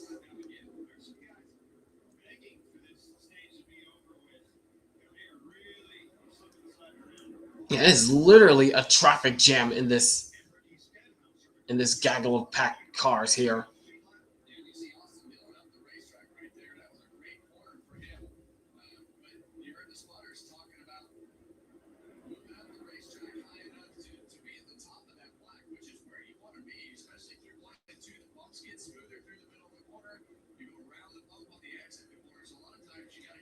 And meanwhile, looking at this battle for the 4th spot, as Chase Briscoe is under attack from Carson Hocevar. It looks as though Hocevar will hold on to that 4th position as they too are battling with the lap cars. Oh, Dillon kind of had to check up just a little bit, and that just held up Larson. And here comes Suarez back to the outside, trying to get back on the lead lap.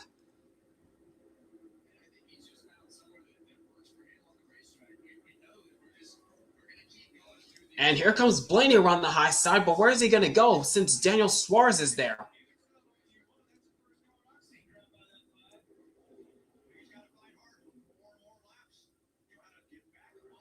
And it looks as though Larson still has to maintain that bottom side to stay in front of Suarez. Oh, man, that was close. That was close.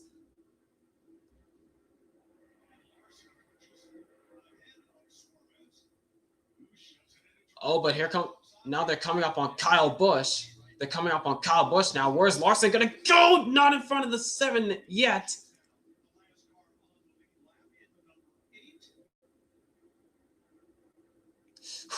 Watch out.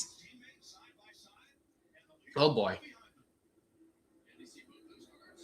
This could get hairy as we're on the final lap of stage 2. And here comes Blaney once again, trying to go through the middle this time. Not much momentum he's got. It all depends on what happens through turns 3 and 4. This is for the stage win. And Larson will sweep the stages. That got hairy. That got really hairy in lap traffic.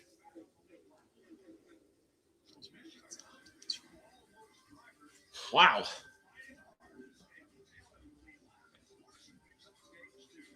So that wraps up for stage 2. Final stage coming up next.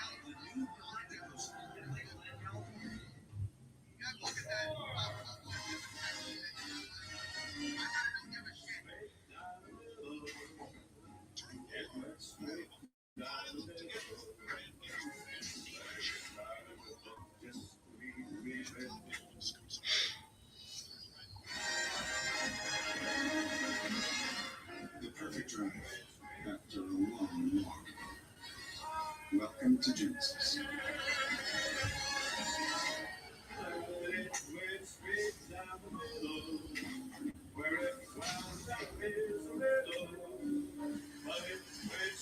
Perfect drive after a long walk. Welcome to Genesis.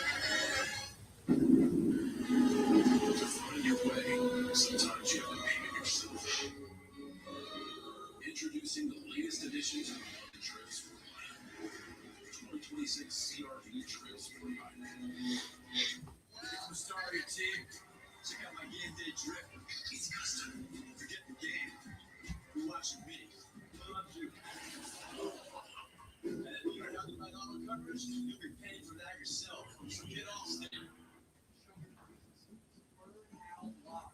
Tens of thousands of people living on the street. LA is broken, so we need a builder who can fix it. I built the largest education company in the world, and I built Better Angels to tackle homelessness. I love LA. I raised my kids here. I coached 21 AYSO soccer teams here. We deserve safer streets, lower rents, and more jobs. I'm going to fix LA so we can all live better. Join me.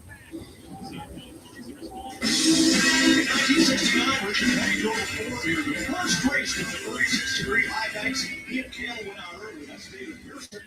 Pearson climbs out of the car. Richard Petty is his relief driver for 155 laps. Pearson gets back in and goes to victory lane. He beat Bobby Isaac by 3 whole laps. Isaac had relief for Bobby Allison. Third place, Donnie Allison, with relief for Kevin Martin, was 13 laps behind. Fifth place, Houston Gordon, was All right, pit stops. Here we go.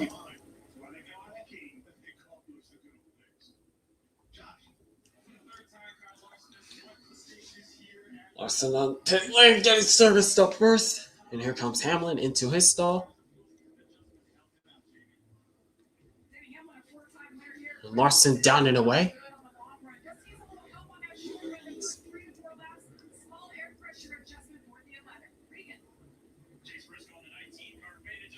And here's the other side on the front stretch. There's Briscoe getting into his stall right there.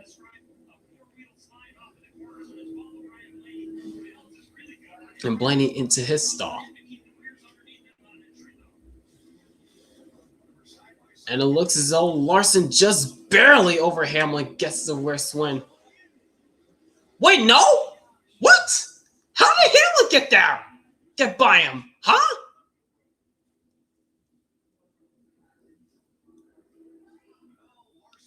Nah, it's got to be Larson. Come on now. Nah. That's got to be wrong. Nah. It looked like Larson just edged out Hamlin to me. Come on.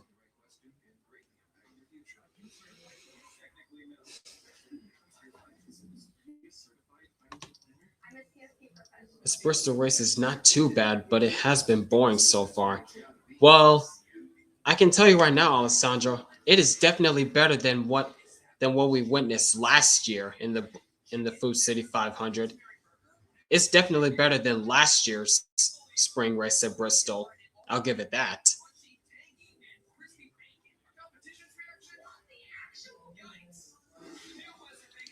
Blaney with pit road issues once again. His crew is just garbage most of the time. Even Eric Estep called them out. Yep.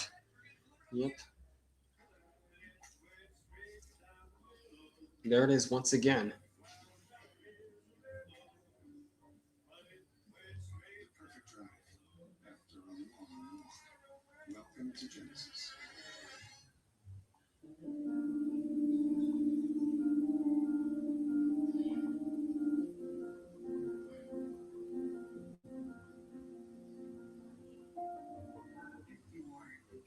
It's something people with COPD want. Dupixent makes more possible. It helps adults breathe easier, starting in as little as 2 weeks. That could mean more dances danced, more games played, more classes taken, more to look forward to. It's amazing what can happen when you can do more. Dupixent is an add-on treatment for COPD that is not well controlled and with a specific marker Well, inflammation. it all depends on what happens in this final stage, John. The key source of inflammation, and it's proven to help reduce flare-ups. So you can do more with less COPD. Severe allergic reactions, including skin reactions, can occur. Get help right away for face, mouth, tongue, or throat swelling, wheezing, or trouble breathing. Tell your doctor of new or worsening eye problems like eye pain or vision changes, joint aches and pain, or a parasitic infection or asthma. Don't change your stop other treatments without talking to your doctor. You do with your more. Ask a pulmonologist about Dupixent and COPD. This copyrighted telecast may not be reproduced, retransmitted, or used in any form without the authorized written consent of NASCAR Broadcasting. NASCAR would like to thank all of our fans for your support, and we hope you enjoy today's broadcast. After 2 hot races to start the 2026 season, conditions in Southern California today are nearly perfect for low ETs, high speeds, and incredible action. Final eliminations for the NHRA Winter Nationals are coming up next after the Cup race on FS1. Welcome back to the Food City 500 on the Bristol Motor Speedway.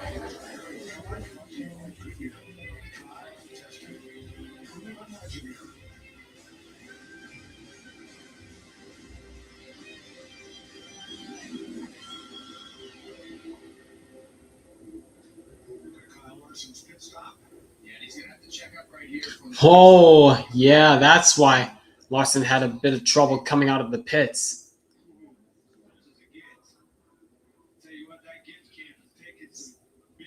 Because Stenhouse kind of cut right in front of him. Josh Berry had 14 total for the season coming in here. Chase Briscoe had 15. They both pretty much doubled their total. So Larson, Briscoe. This restart. Stage 3. And what it is. All right, here we go. Coming to restart zone. Green flag, final stage underway. And once again, Larson on the jump.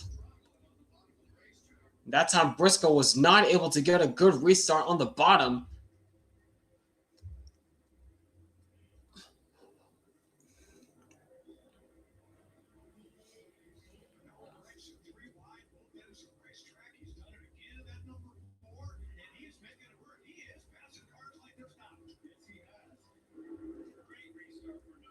Dang, Gregson already up to the 11th spot, and he wants more.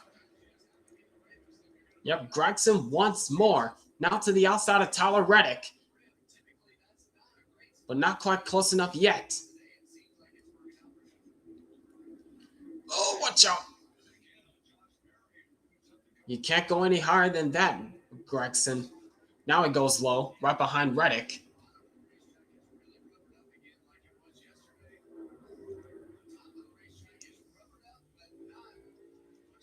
Running over with Joey Logano, battling side by side with Ty Gibbs. This is for the 4th spot.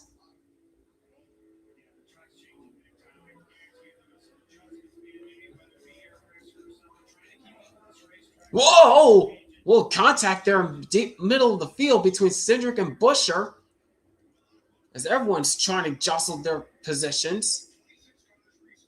Everybody's jockeying for position as Cindric kind of checked up through the middle of 1 and 2. And he got the boot from Allmendinger. Now he's being hounded by Austin Dillon. The two Austins up high.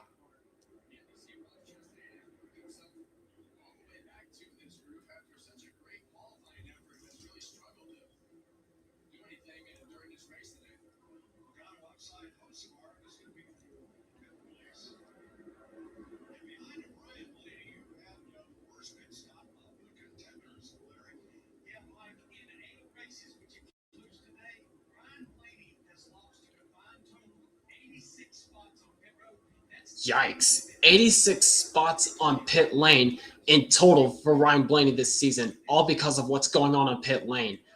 Yeah, his pit crew has been garbage this season.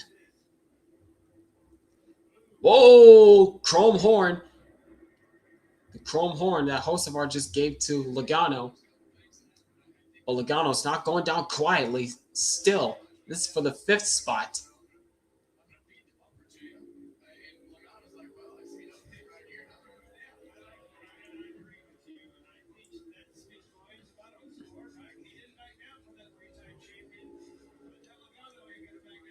Yep, Logano's not going down quietly in the 22. And here comes Blaney in the 12 around the outside. Well, I think it's also two different generations right there, right? So Logano has raced through a whole different period, and I think a lot of what happens today you expect to get run into. I watched Keelan race and the electric cars and all the different things. All these kids are running. Oh, watch out.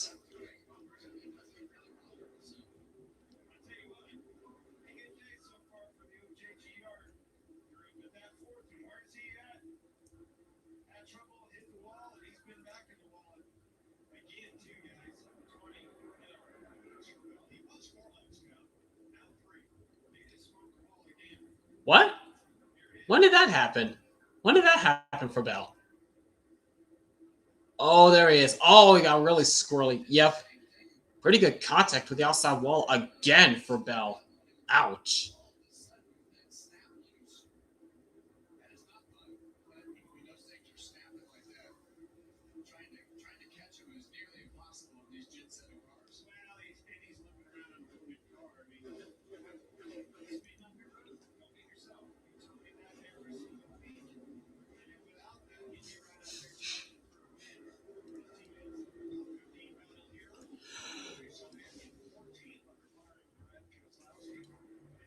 So we're still looking at this battle between Chase Elliott, Brad Keselowski, and Todd Gilliland. As Ryan Blaney goes around the high side of Ty Gibbs, going for the 4th position. Can he get it? Yes, he will. Almost no contest at all for Blaney.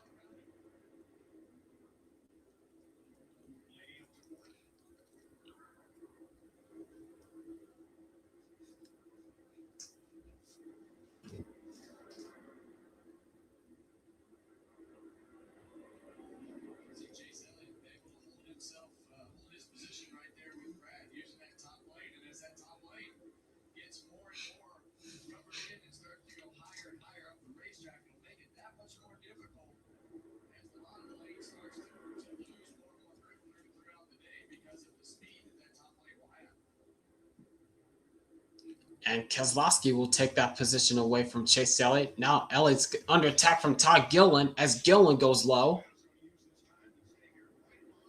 Oh, man, that was tight there. That was very tight there.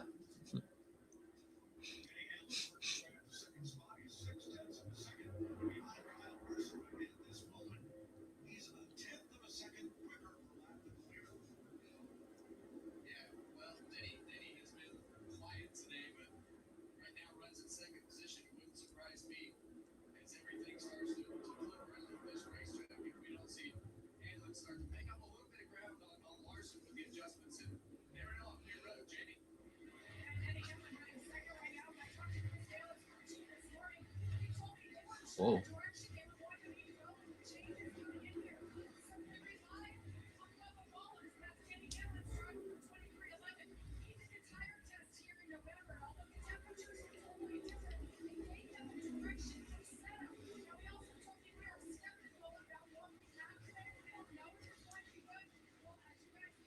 Don't look now, guys. But don't look too far back because right behind Hamlin, Ryan Blaney, he's continuing to close the gap between him and Hamlin. So we might have a battle for second brewing in just a few laps.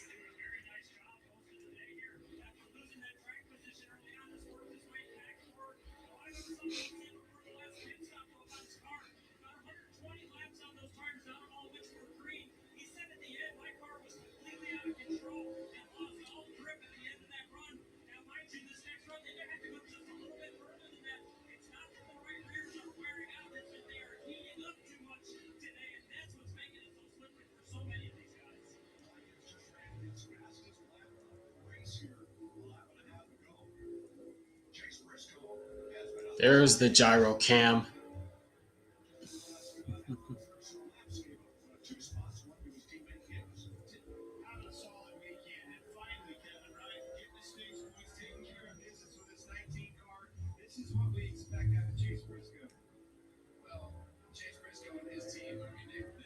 Yep, and Blaney already up to the second spot. I think it was no contest at all for him to get around Hamlin. Wow.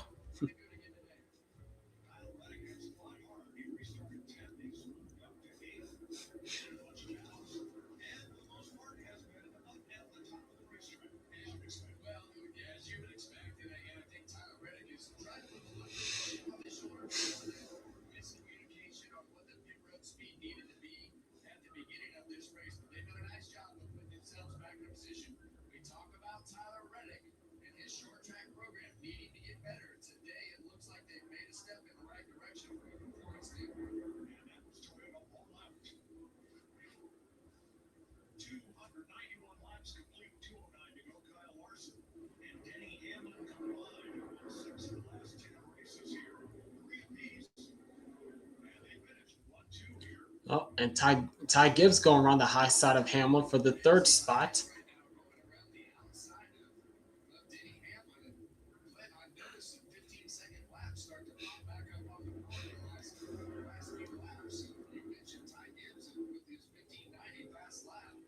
Gibbs and Blaney moving forward. Yep.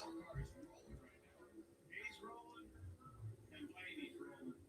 I think Blaney's going to have something to say about Larson's win today if they can keep it together in the mids. Gibbs is extremely fast. He is going to get a win. I wasn't on board with that in the offseason when he popped off and said that, but I'm on board with you, buddy. Ty Gibbs will be in victory lane this year. Yeah, I agree with Clint. Ty Gibbs' day to get into victory lane, it is coming. It's going to come sooner or later.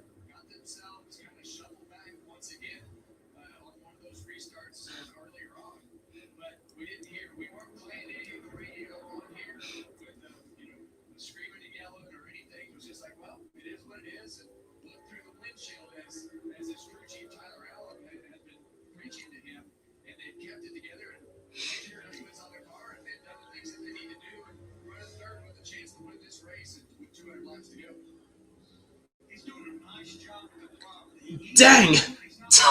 Over 2,000 laps led at Bristol for Larson. Wow. And it's still counting.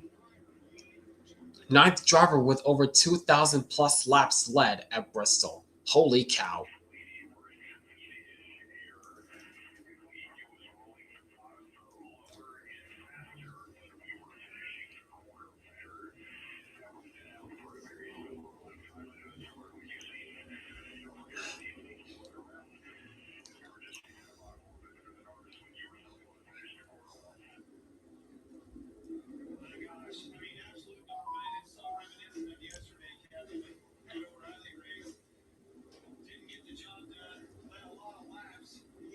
Yep, now they're in lap traffic right now. Getting through lap traffic. I think it all depends if the race stays green from here on out. I think it all depends on what happens when they get to green flag stops. And we really haven't seen green flag stops as much as we've seen the last time we were running in the spring at Bristol. I don't think anybody has made a green flag pit stop in this race.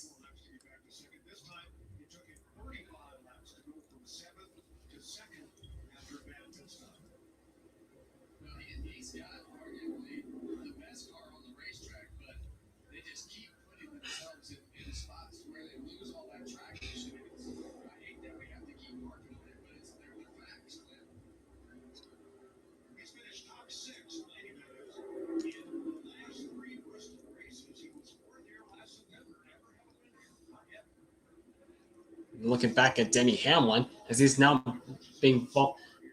falling into the clutches of Carson Hocevar. Might be a battle for the fourth spot soon.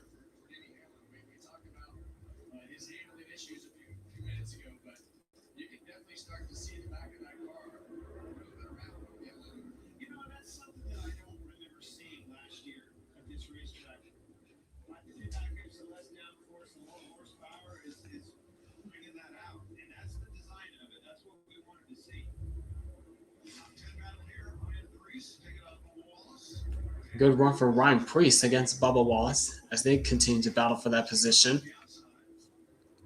Whoa, and Bubba Wallace got really checked up through the middle as Keselowski splits in between Fincham and Wallace.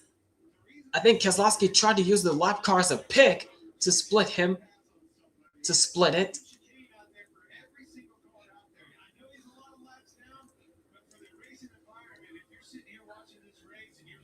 Oh, watch out, Keselowski. Now he's going to get split by Preece and Wallace. That was close.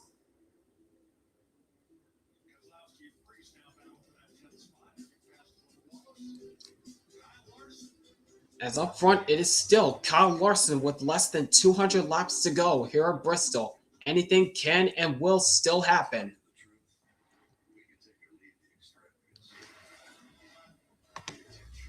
Blaney is due for a Bristol win. For most of his career, Ryan Blaney is competitive at times, and at times has had the car to beat. Today could be his day. Yeah, he has a very fast car, especially on the long runs.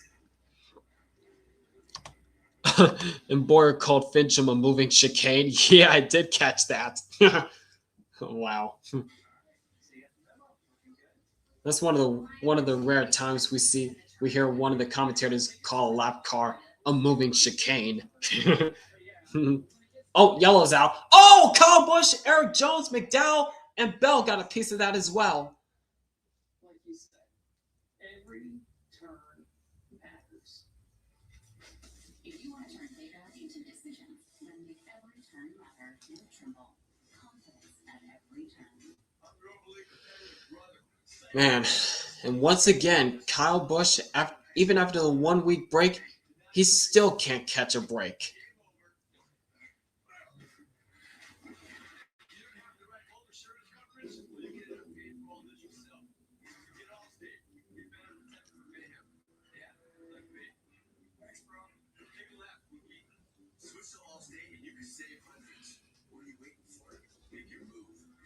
Yeah.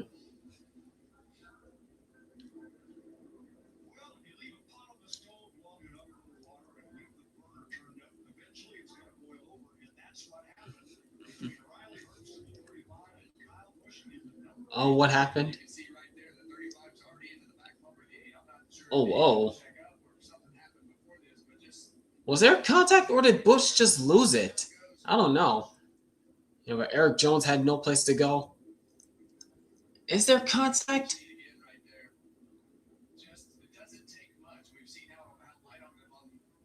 If there was contact, it must have been so slightly.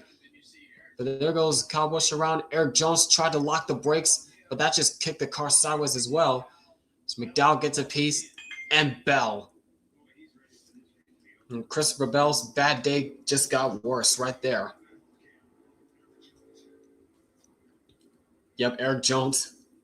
Once he locked the rear tires up, it just kicked the car sideways. Oh my gosh, he is frustrated. And here they come, back to pit lane. Wonder who gets the 8 car in the future. I don't know. Richard, what happened to Kyle? I don't want to hear an interviewer. He's doing fine out there.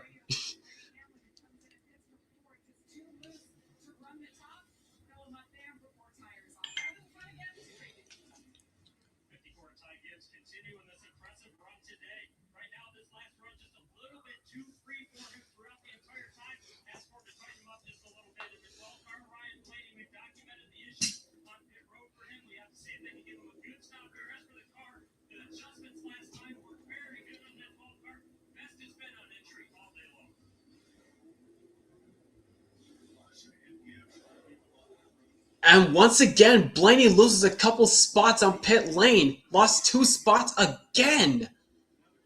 My gosh, Blaney's crew just cannot get it together.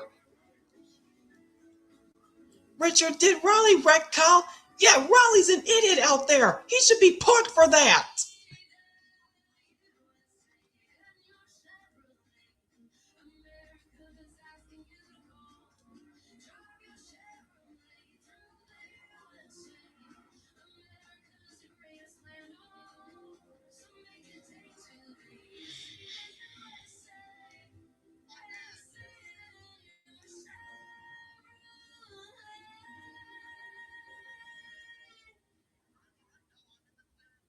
This is Arby's crispy chicken meat in 3 bucks. This is a crispy fish meat in 3 bucks. And Raleigh should be fired. 3 bucks.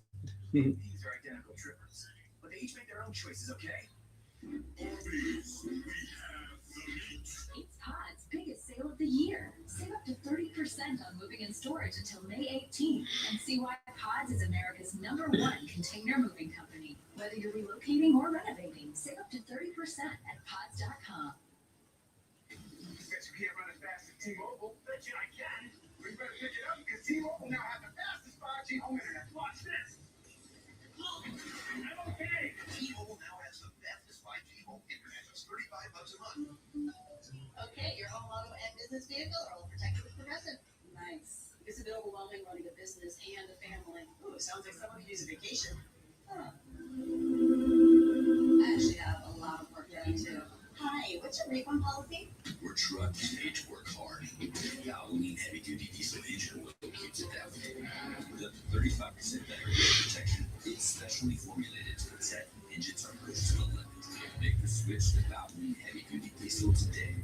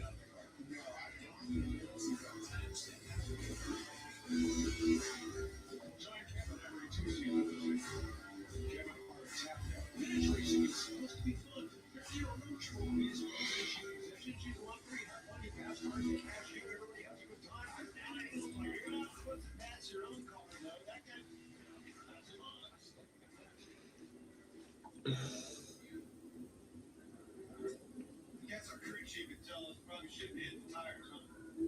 Well, there's a comparison. And Gibbs on Yep, there it is. That's why Ty Gibbs is second. It's no contest.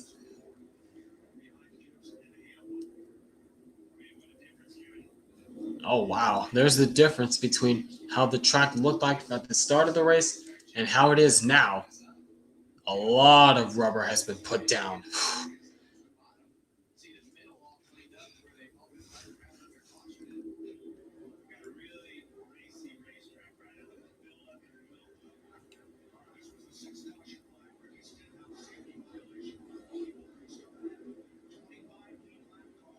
All right, here we go.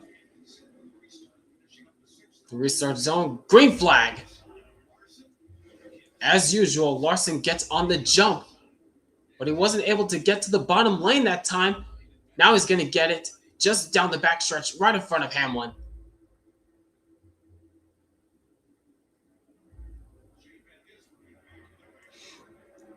And here comes Blaney making quick work around the high side. Oh, and Hamlin tried to shut off Blaney there down the backstretch, but it wasn't enough. Here comes Blaney around the high side. It's going to easily take it away from Hamlin. Yeah, Blaney did not appreciate that, what Hamlin just did down the backstretch. And he's going to lose some more track time. And he's going to get split by Ty Gibbs and Logano. Oh, watch out.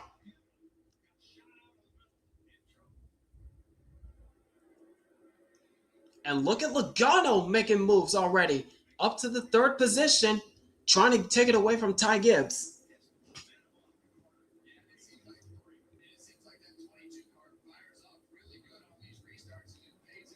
It's a good run on the high side, trying to clear Ty Gibbs before they enter one. Still can't do it.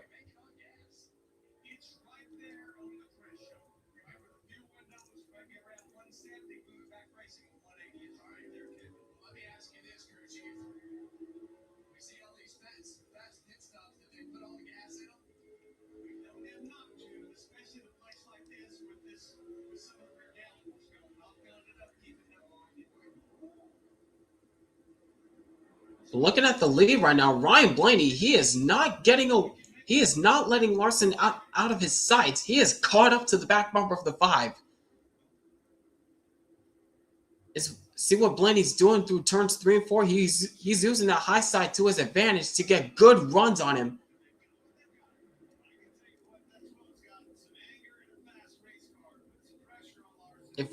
If Larson wants to keep the lead, he has to move up.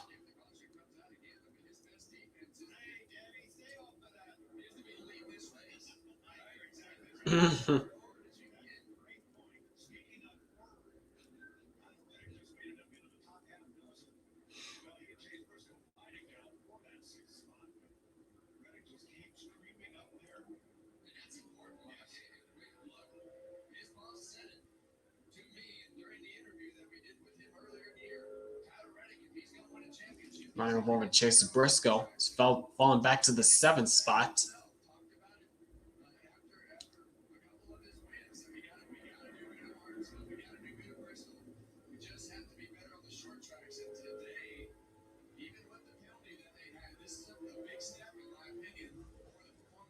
Tyler Reddick in this 45 team. You really can't ask for it is racing. I mean, they're all over the place. Everyone's getting aggressive now. They're getting very aggressive now. They're getting up on the wheel.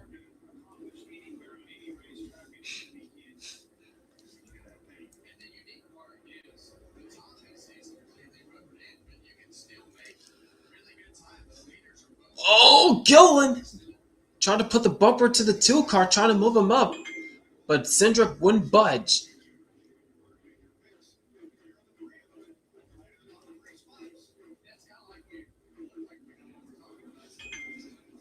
Oh, watch out, Keselowski. He got really squirrely through turns 1 and 2 as here comes Allmendinger 3 wide.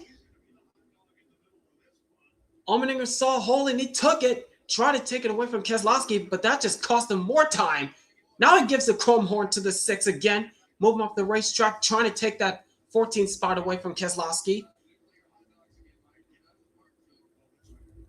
And Allmendinger's got it.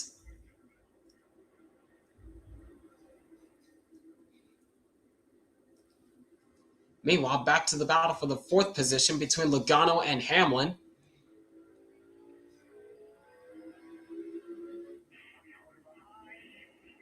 Oh, battle for the lead. Here comes Blaney. Yeah, Blaney's got a very fast car. Larson can't do anything about it. He's trying to hold off Blaney. Oh, Blaney puts the bumper to the 5, moves him up. Nearly turns him sideways. Yeah, Larson's going to have to let him go. Blaney's got way too fast of a car to hold him off. Yeah, Blaney goes to the point now.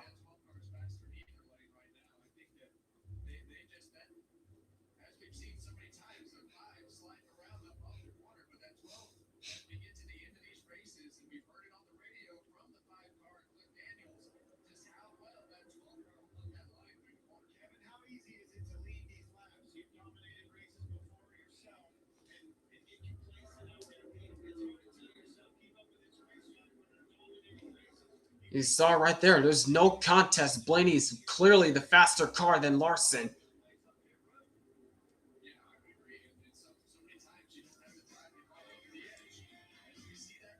Well, Ryan Blaney, after starting on the pole, he's been inside the top 5, top 10 all race long, but now he's back to the lead where he was at the beginning of this race. But anything can still change with less than 160 laps to go.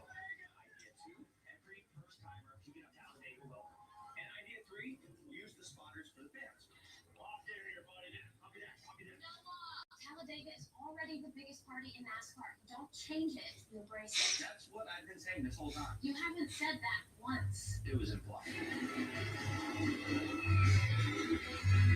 The yard looks incredible. Thanks. All it took was.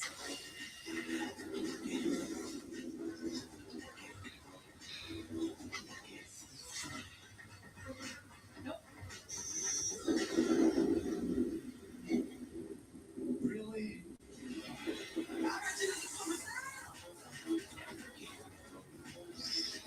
It's the battle for the 6th spot going on between Reddick and Briscoe. As Reddick's using that high side to his advantage to get in front of the 19, and he will do just that. So meanwhile, looking at Todd Gillen, Austin Cindric, and AJ Allmendinger having a battle for themselves right here.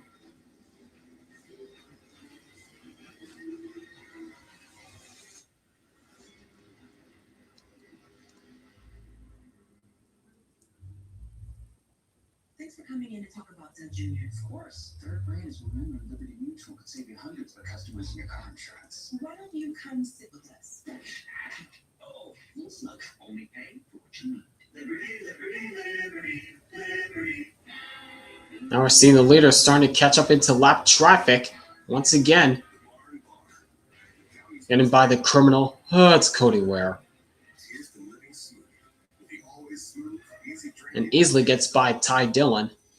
No harm, no foul. No contest. This week only at Papa John's. Buy any large pizza at regular menu price. Get a large one topping free. They'll tell you who you are, what you can do, Where you don't belong. with the right people at your side. You write your own story. You don't wait for success. You chase it. Sharper, tougher, faster. With every lap. And when you give everything you got, you don't just win. You inspire what comes next. As now Hosevard takes the 7th spot away from Briscoe. Next Sunday, we're on Fox for the Advent Health 400 from Kansas Speedway, NASCAR on race day, 1 p.m. Eastern Time. The Advent Health 400, 2 p.m. Eastern Time, and it's on Fox. Yep, next weekend they're off to America's Heartland, NASCAR's bread and butter track, Kansas Speedway. Almost 2 seconds, Blaney just edging away. Oh my gosh, yep, it's no contest. Blaney has that fast of a car. Blaney's car is that fast, even through lap traffic. Ryan Blaney definitely has the dominant car right now. He's still running. He'll click off some laps in the 15-second category every once in a while when he's in cleaner air. Only 2 of the 37 starters out of this race, Chad Fitzgerald and Alex Bowman. It's still 25 cars on the lead lap.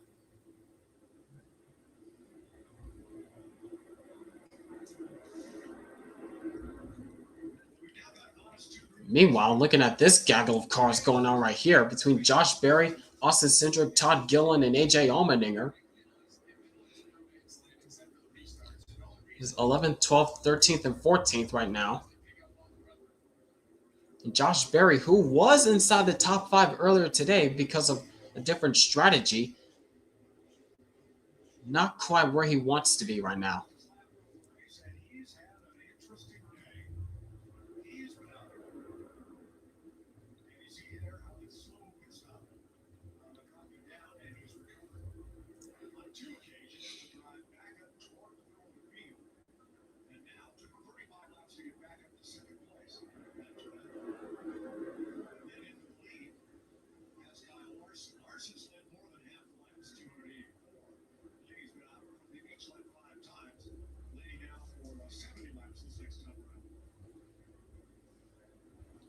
Yep, Blaney has that fast of a car. He's trying to get his first win at Bristol after finishing 4th 3 times at this racetrack. He wants to do 3 positions better.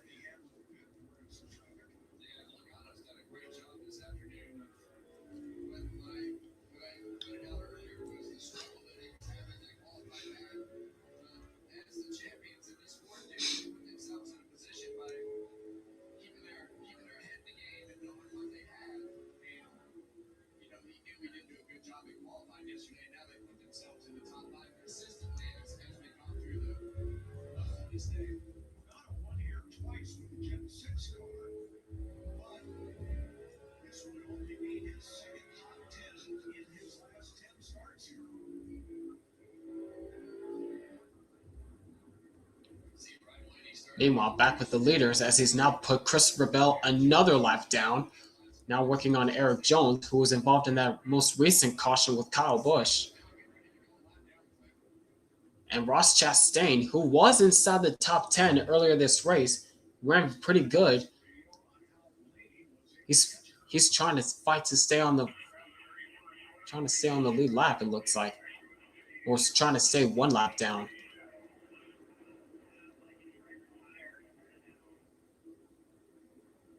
that's exactly what Cliff just said is what I saw as Kevin was talking about. Blaney trying to get around Chastain there for a lapper. And he started to move around. And if I'm the leader, I'm starting to think about, all right, let's pace ourselves. We know that I've got a huge lead on the 5 car. Larry just told us, hey, this thing could maybe go the end fuel mileage wise end of this thing, so I need these tires to stay with me as long as I possibly can. As this battle for 6 is going on between Tyler Reddick and Carson Hocevar. Now the problem he has is everybody is on the top of the racetrack, so it takes a little bit longer to make these passes as the back of the race car is starting to come out of the racetrack, and they're using more tire on the bottom of the racetrack. But you are not going to pass them on the top of the racetrack when they start this top line as a preferred route. Oh, watch out. Car works really good down there. It was Blaney to the inside of Stenhouse, putting him another lap down.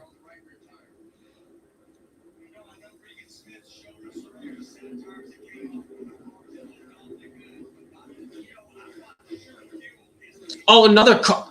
Did Christopher Bell just catch the wall again? I could have sworn I saw Seabell catch the wall again in that 20 car. Phew.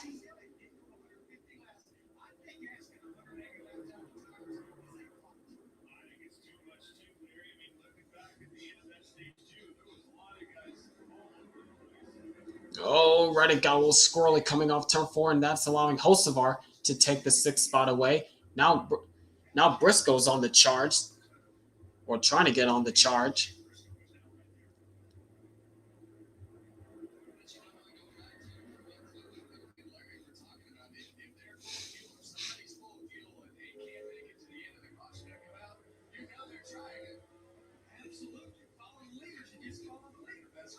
Yeah, literally.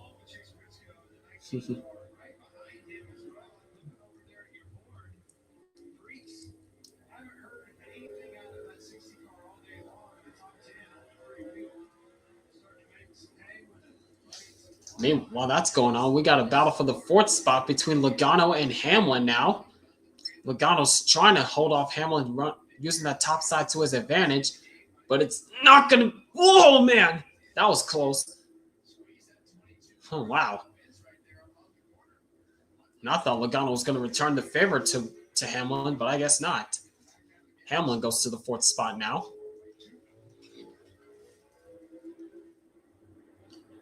As back with the leader, Ryan Blaney, continuing to put cars a lap down and multiple laps down.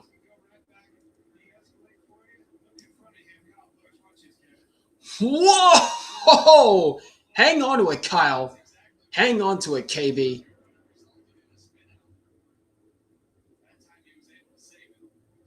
Wow! Look how far sideways he got in that 8 car. My goodness.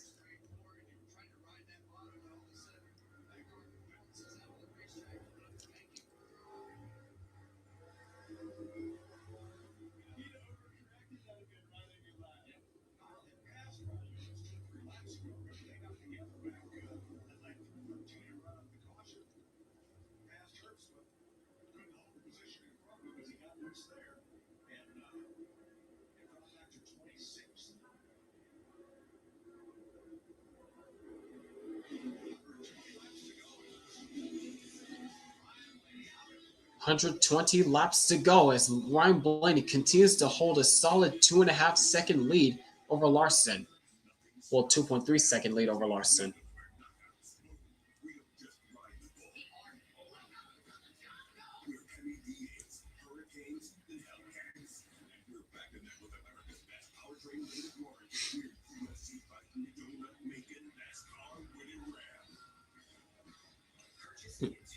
I always appreciate when Fox plays the song Hold On Loosely by 3B Special.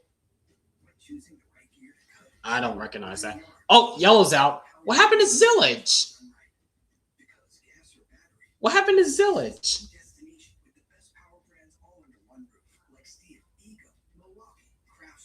I don't know if it's me, but every time they go to side-by-side commercial, yellow happens.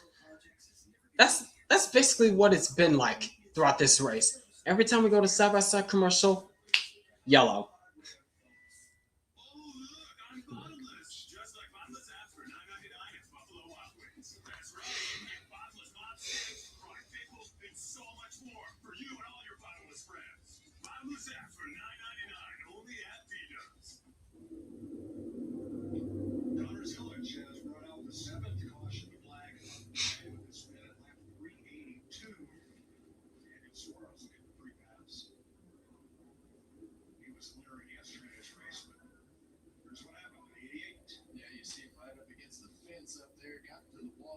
Oh, that I see it. Yep.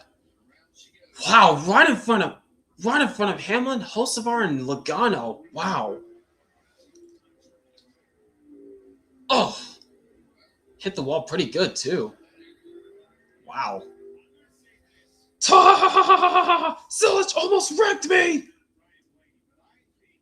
Wish Logano was in it.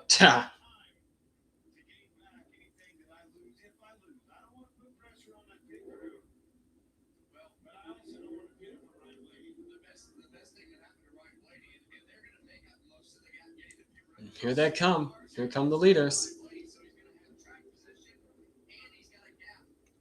Yep. Here we go. Larson's the first to dive into his stall.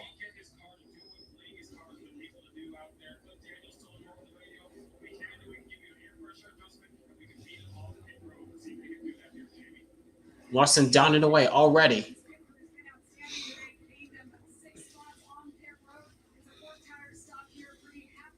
Hamlin's down and away. Now to the front stretch. Gibbs on pit lane.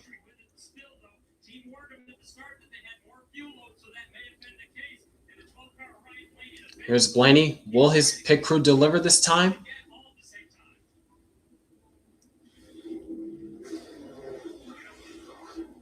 Yes, he does. This time Blaney gets off pit lane first.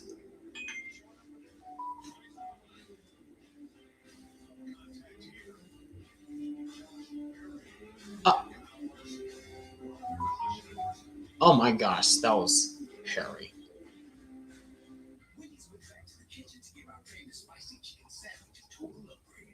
More crunch, more flavor, with a heat that just hits. Is this our best spicy chicken ever? Looks like a yes to me. Spicy chicken just got better at Wendy's. Kubota Orange Days is here, where you can turn dream projects into reality. Now through June 30th, get select compact tractors with 0% financing available or save up to $5,500. Save them soon. Find your nearest dealer at KubotaOrangeDays.com.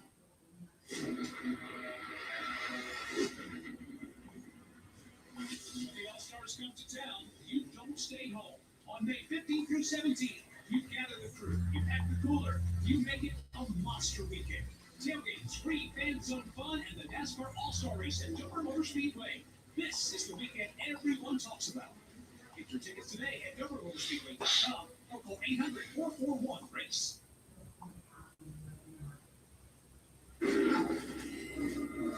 Next Sunday, it's a big racing doubleheader on Fox. First, Kansas County Race. NASCAR Race Day, 1 p.m. Race 2 Eastern. On Fox, followed by Indy Cars at Long Beach at 5:30. It's all on Fox. Racing next Sunday. Keselowski speeding on pit road. Oof. A tough rip for Keselowski, speeding on pit lane.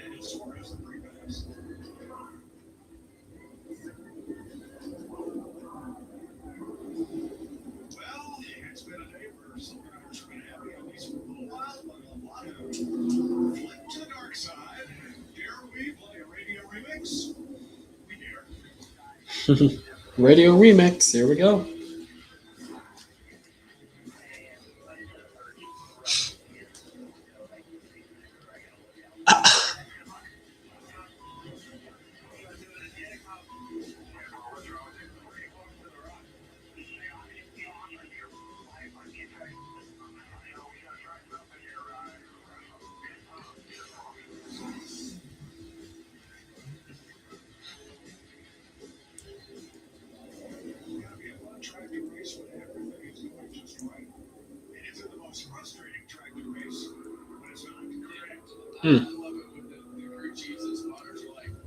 Drivers saying, hey, this is the first car I've ever driven. I wish they just run the top.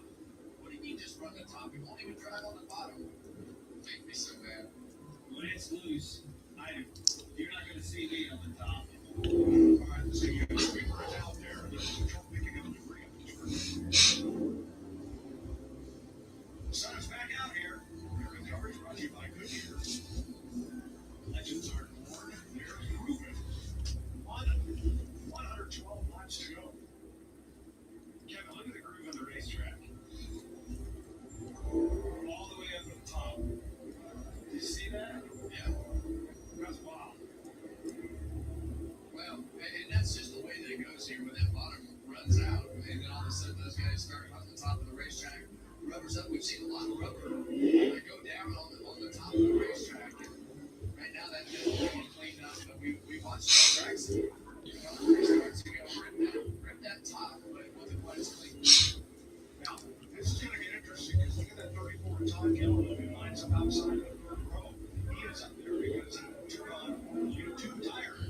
But Gillen took 2 tires only that stop? Oh my gosh.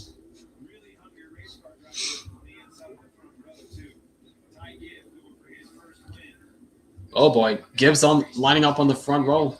What kind of start will he get on this restart? Green flag. Blaney gets on the jump.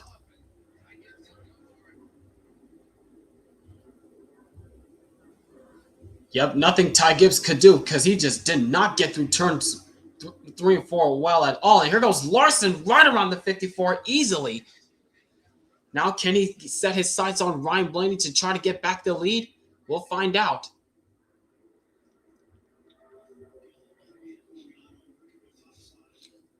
Oh, Josh Berry's backing up. Oh, watch out. Stay up high, stay up high. Stay up high, Josh Berry. Stay up high.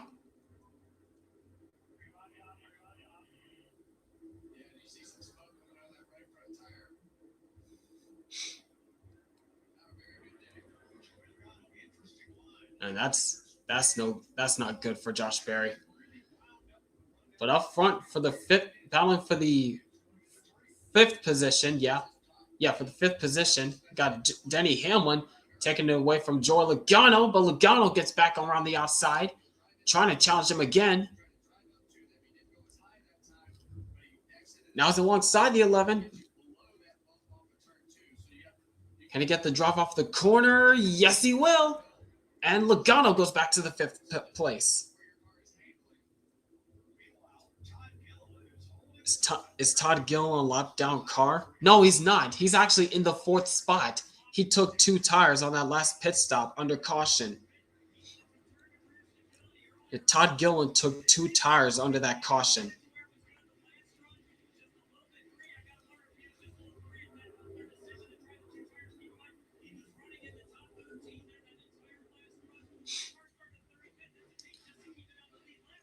Don't get too close to the outside wall, Gilliland.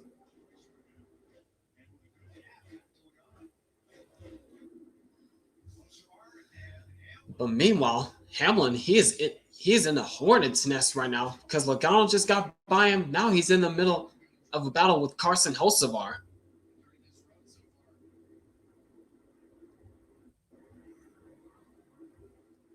Meanwhile, for Josh Berry, who caught the wall,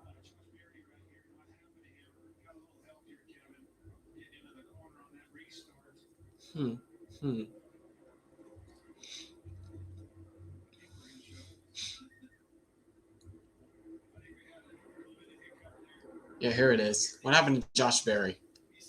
Oh, Gregson got into him. That's what it was. Oh, it's pretty good contact with the outside wall, too.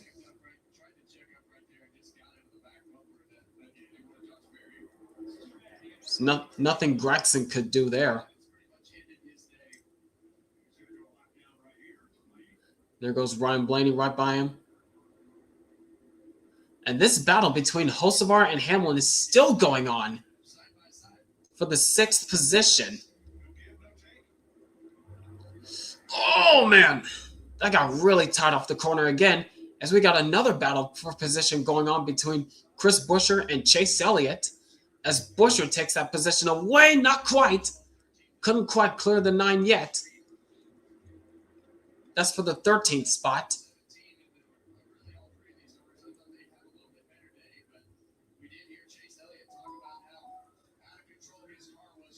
Oh, man.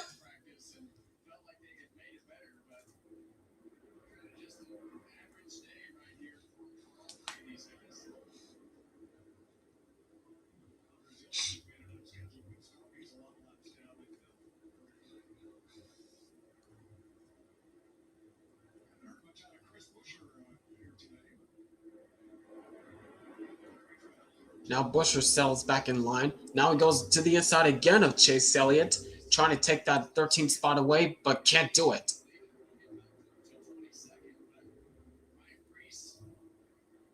Oh, look at Elliott getting a good run through turns 3 and 4, now to the back bumper of the 2 of Cindric. trying to go for the 12th spot now.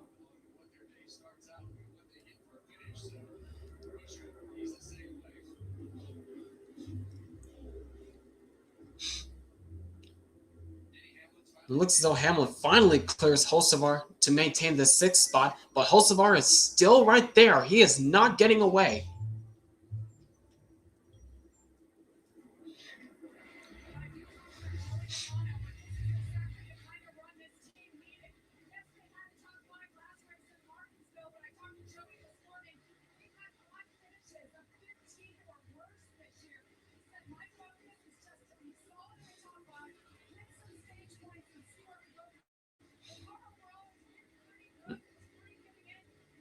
What's that?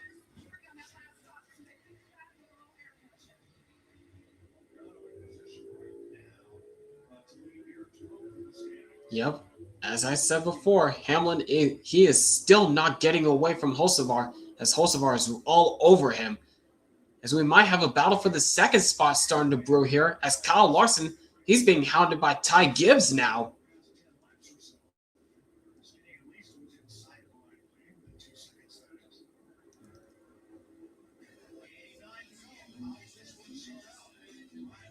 Yep. How will this end? Right now, Ryan Blaney is in the position right now to try to win this race.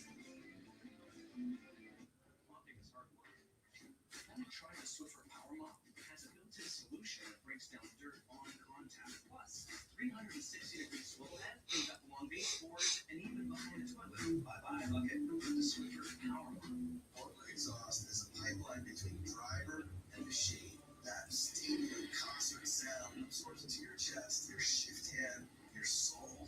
You are in the zone, fully connected with a rolling jet that breathes fire. Wendy's went back to the kitchen to give our famous spicy chicken sandwich a total upgrade. More crunch, more flavor, with heat that just hits. Is this our best spicy chicken ever?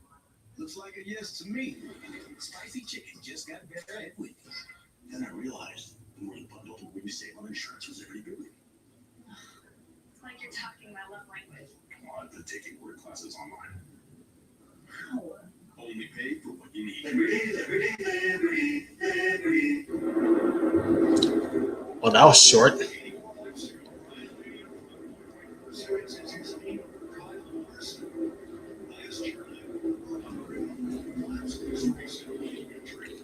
Grandpa, I'm in 3rd. Well, stay there, Ty. Remember, my 2 tasks for you were to stay out of trouble and get a top 5. So focus.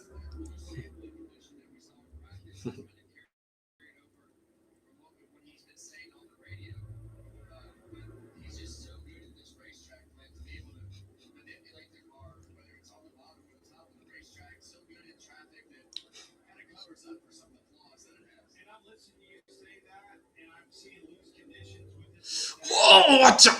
Get out of the way, criminal Cody Ware. Golly.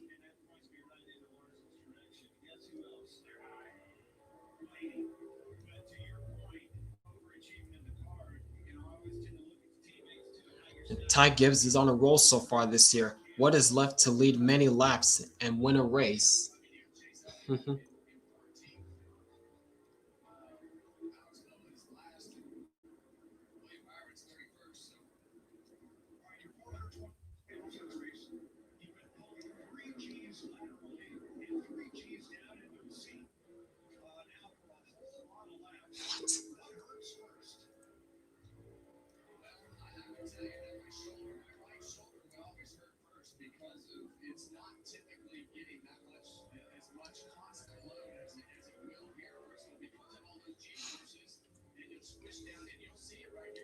So we're running on board with Chase Briscoe, currently running in the 8th spot.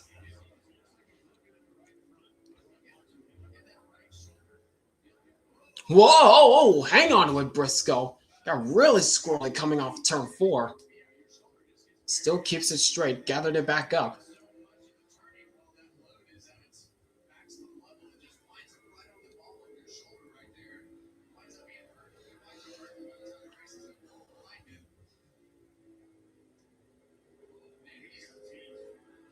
Yeah, Briscoe right now, he is really fighting a very loose race car. don't know why he's handling so loosely. Oh, Cindric almost got to the back bumper of the 16 of Allmendinger there.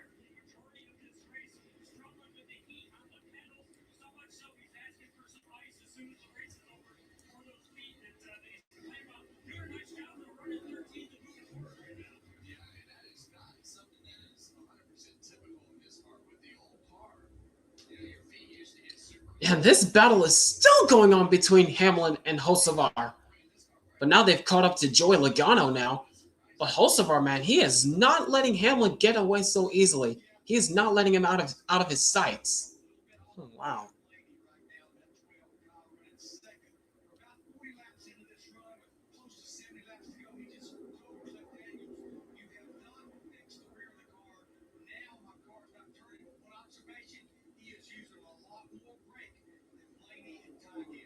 Wow. So that's why he has not been able to catch Blaney like he used to. Now he's all over under attack from Ty Gibbs. So after all those laps led, I guess that first win of the season will have to wait for Larson.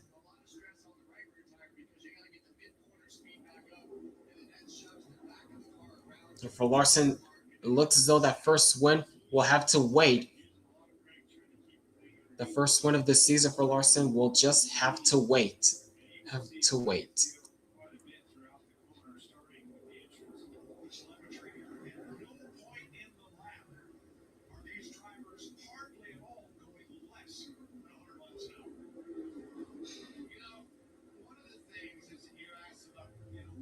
Oh, watch out, Gregson!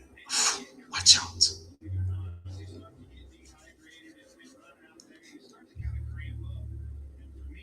Meanwhile, this battle, it looks as though Hocevar has finally gotten around Denny Hamlin. That's for the 5th spot, but while they were doing that, they got around Logano. Now Logano's under attack from Briscoe, and Briscoe goes to the 7th spot.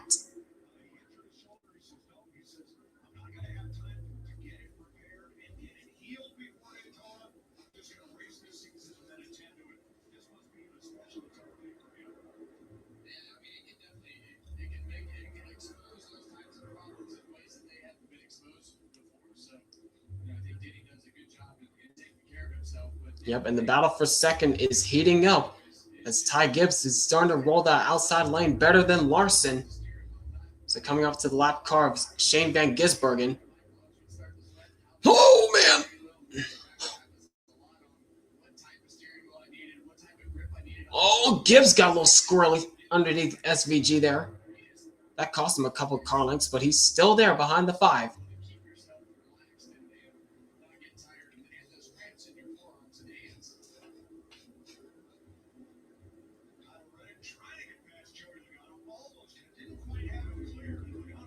And Logano's under attack from Tyler Reddick now, as Logano's using that high side to his advantage. Got a big run down the front stretch. Still can't quite clear the 45, but now they're coming up on the lap car of Michael McDowell.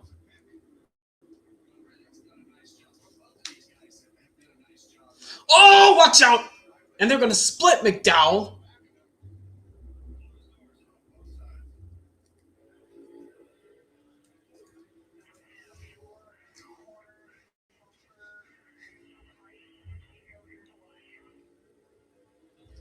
And they're still side by side. Logano's doing a very good job of rolling around the high side, trying to keep the 45 behind him, but not so much this time, as Reddick goes by for the 8th spot.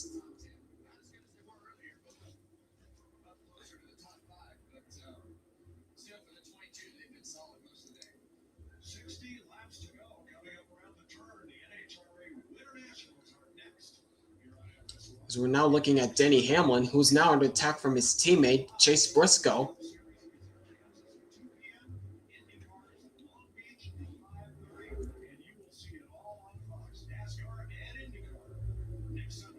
They easily get around the lap car of Noah Gragson.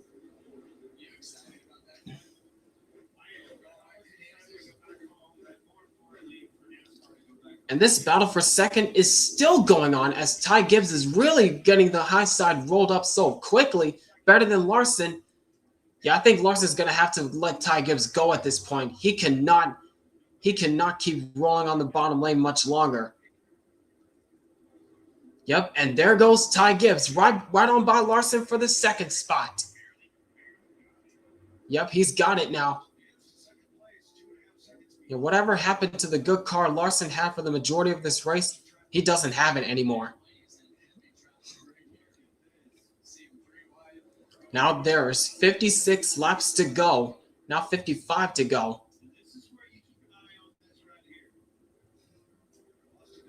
It's 55 laps to go in this race. There might be enough time for Gibbs to try to get there, but with all the traffic they have to be dealing with, I don't know. It could happen.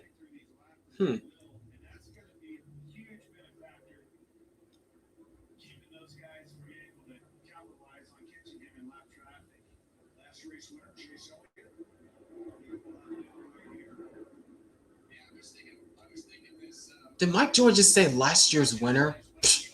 What are you talking about? Don't you mean the winner of the race 2 weeks ago? Mike, come on.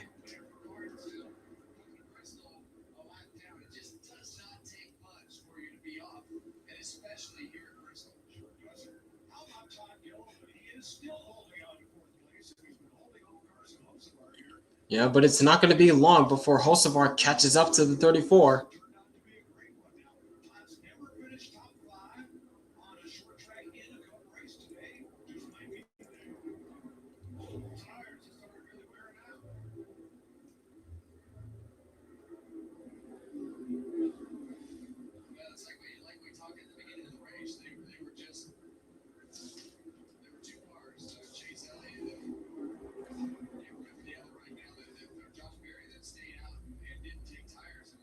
Yeah, Todd Gillen, I'm very impressed with what he's been able to do since being on the different strategy, taking 2 tires instead of 4 to gain track position.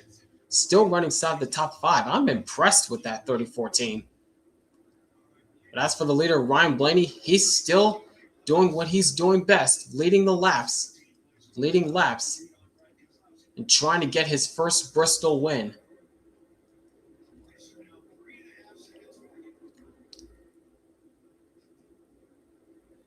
What's going on here? Oh my gosh. Whoa. Phew. That was close. That just cost Larson even more time. Oh, wow. They all just came together right there.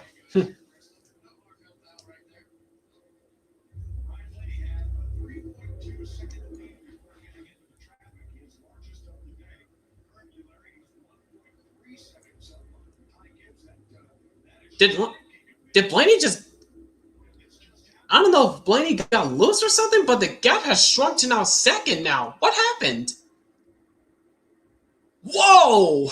Oh my gosh, that's what happened. Got really sideways through turns 3 and 4.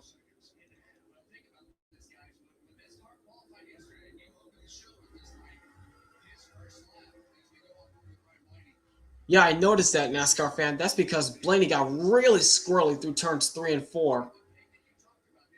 There's a lot of traffic hindering Blaney's progress right now. This is not what he needs at all.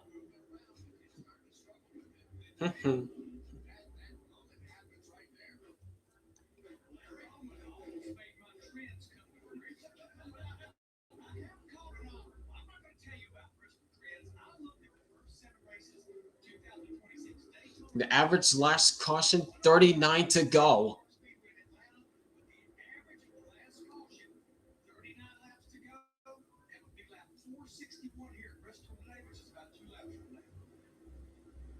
Now the gap has opened up once again because Gibbs is having a bit of trouble getting by the lap cars.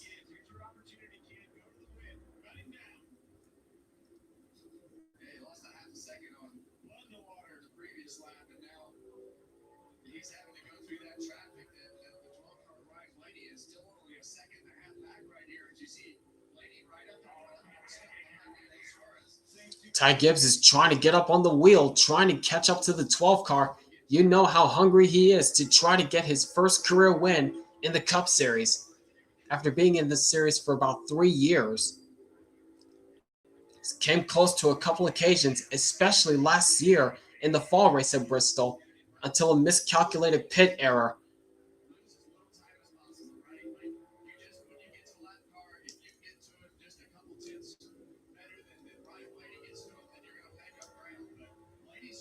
Grandpa, I need to beat Blaney! Well, get up on the wheel then, Ty!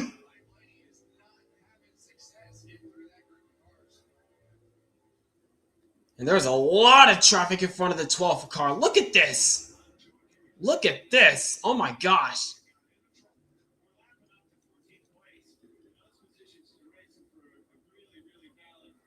Now Blaney's up to the lap car of Michael McDowell. I don't think he'll be much of a factor.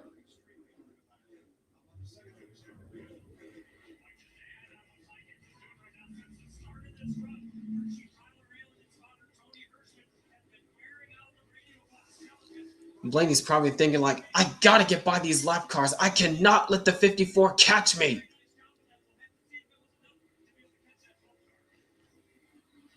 Whoa! Ty Gibbs trying to split in between McDowell and Cody Ware there, but not much. Meanwhile, looking at Carson Hocevar going through the lap cars as well. On the inside of Stenhouse. Oh, watch out. What are you doing, Bell? And this is the battle for the 4th spot as Carson Hocevar has been caught by Chase Briscoe now.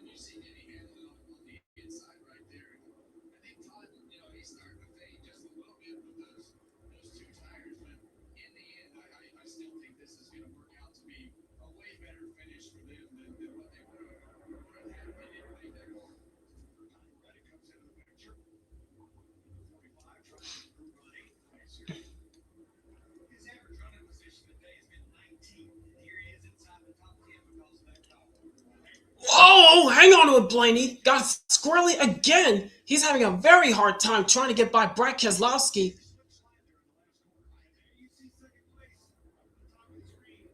Yeah, Ryan Blaney's having a really hard time trying to get by Brad Keselowski. He just gave the chrome horn to the 6. Blaney just gave the chrome horn to the 6. Oh my gosh.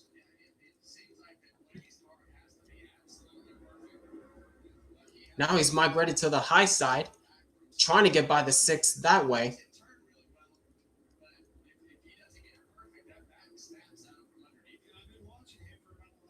Now he's alongside the 6, trying to get the run off the corner. Yes, he does. Now he gets by the 6 of Keselowski. But now he's got Noah Gragson in front of him.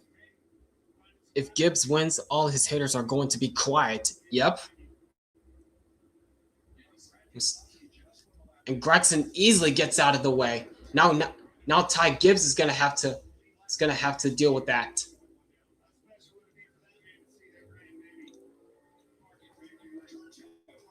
What?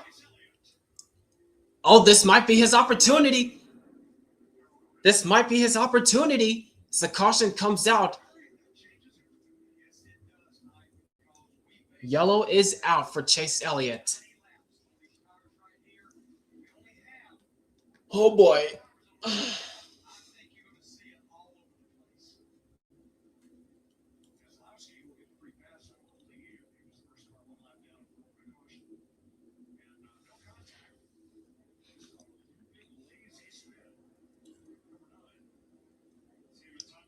Did he just?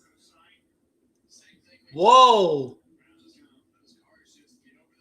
It looked like, yeah, Ellie just looped it, it looks like. Did a very good job keeping it off the wall. Maybe scraped it just a little bit.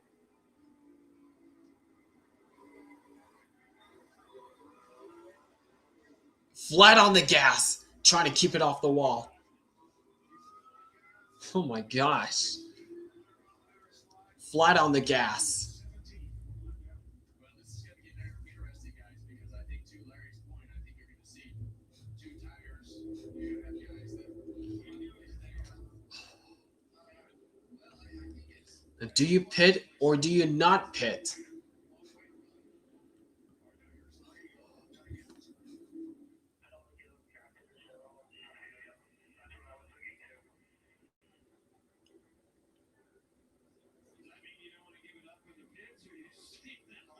There's only 13 legal cars. I'm one of those cars up front like Ty Gibbs. I'm probably going to stay out because we are not going to have that many laps to go. And I think that's what Ty's thinking. Look what we've seen all day. 21 choice berries. Oh, Blaney's coming in. Yep, Ty Gibbs is staying out. Ty Gibbs is staying out. Same with Hocevar.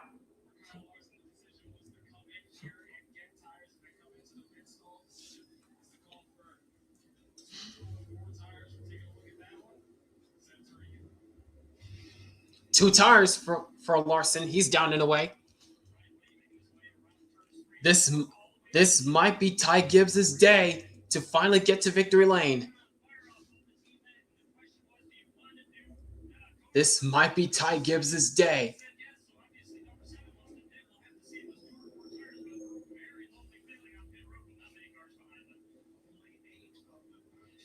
And Blaney's taking 4? I don't know about that. I don't know about that, about 4 tires, but we'll see.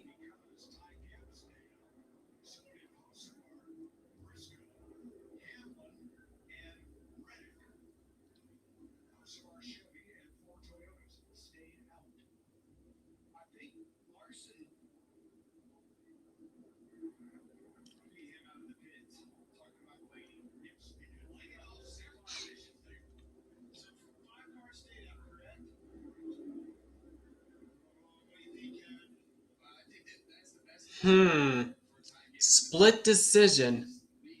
As they were talking about split decision, some drivers pitted. Yes, some drivers pitted. Some drivers stayed out. That included the leader, Ty Gibbs.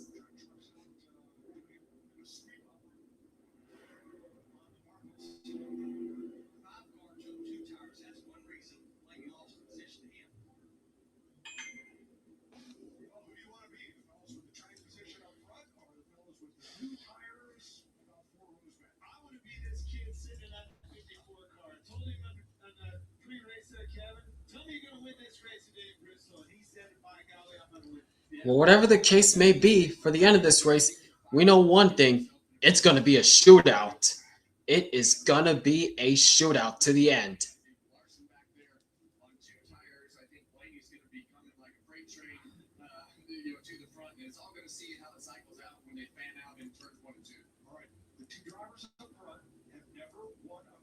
Did you see a first-time winner here today? Hard to tell. I hope so. But my brain tells me, man, he's gonna have a perfect restart, and he's gonna have to run off and hide. But don't forget, you're probably gonna have 15 laps to go here. Quite a bit of racing. Probably might see a caution here. All hell's gonna break loose. Oh, there it is. There it is. Oh my gosh.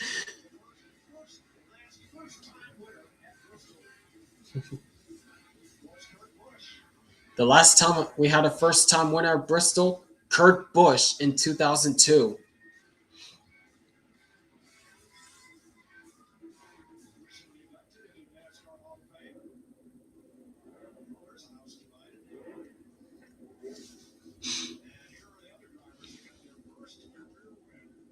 Yep. Dan Earnhardt, Rusty Wallace, Ernie Irvan, Elliott Sadler, and Kurt Busch, all the drivers who got their first career win at Bristol. Could Ty Gibbs add his name to that list? Or will Carson Hocevar add his name to that list?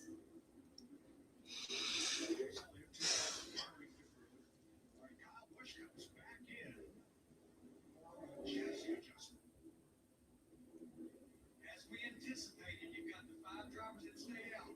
Larson, Gilliland, and Grace, Joey. You got like Blaney, Logano, Wallace, Allmendinger, 4 tires. As we anticipated, all of them. All right, choose rule. Who goes where? Who goes where?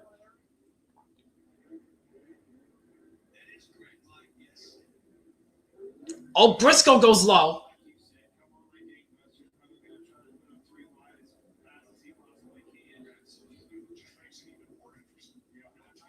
I remember watching that 2002 Spring Bristol race live. Jimmy Spencer had a great car that day that could have won. Also, that post-race altercation between Robbie Gordon and Dale Jr. Yep, classic.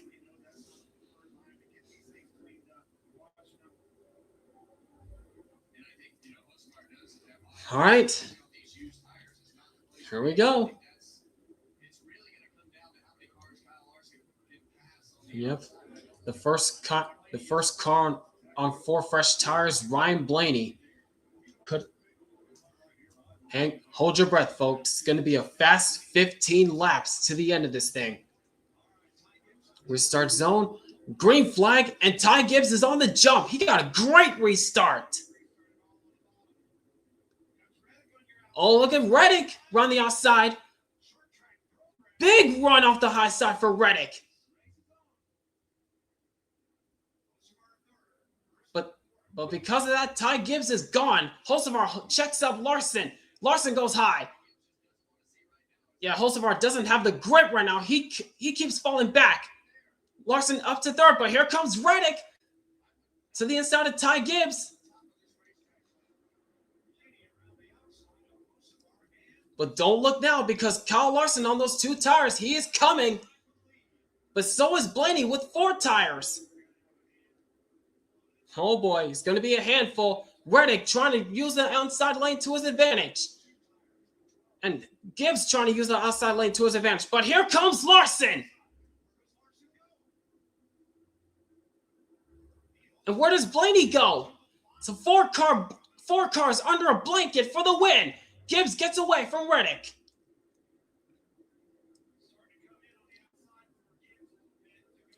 And Larson up to second. Blaney's going to try to follow through.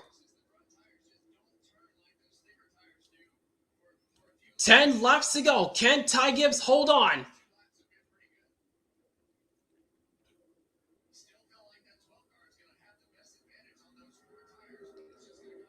Now Blaney goes high. Larson goes low.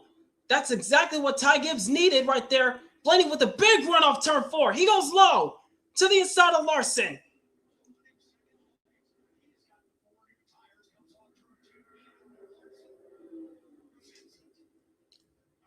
That's exactly what Ty Gibbs means now as Blaney gets really squirrely off turn 4. Having a very hard time trying to clear the 5. He gets squirrely again.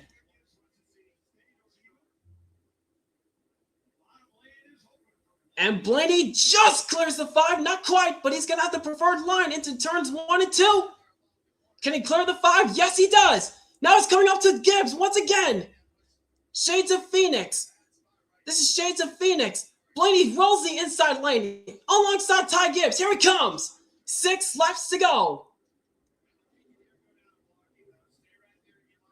Now he's alongside the 54. Here comes Blaney with those 4 fresh tires trying to go to work. He slips. 5 laps to go. Keeps clicking them away. Oh, Blaney gets surly. That checked up Larson. That's exactly what Ty Gibbs needed. That was exactly what Ty Gibbs needed. I think he has the gap now to try to win this race. 4 laps to go.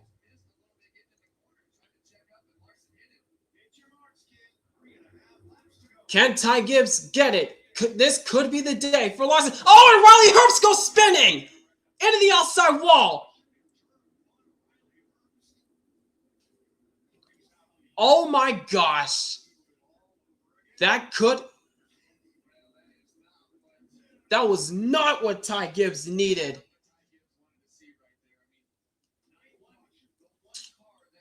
Riley Herbst, man.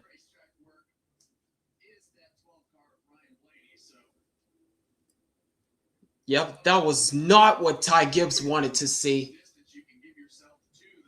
Man, Riley Herbst, man. He's just keeping the seat warm for Corey Haim at this rate. Riley Herbst is just keeping the seat warm for for Corey Heim.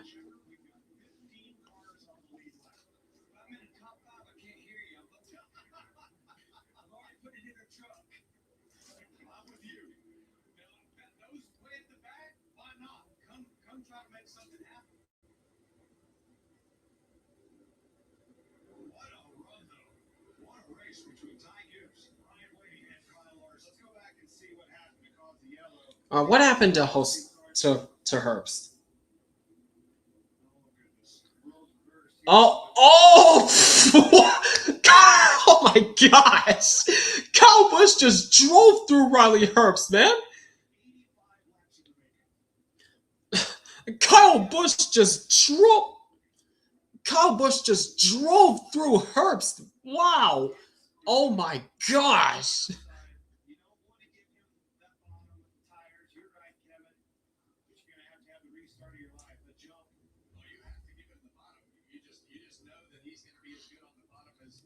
Richard, do you think Kyle will get suspended? Hell no! That's what Herbst deserves after wrecking my driver out of the way. Yep, Kyle Busch just gave revenge.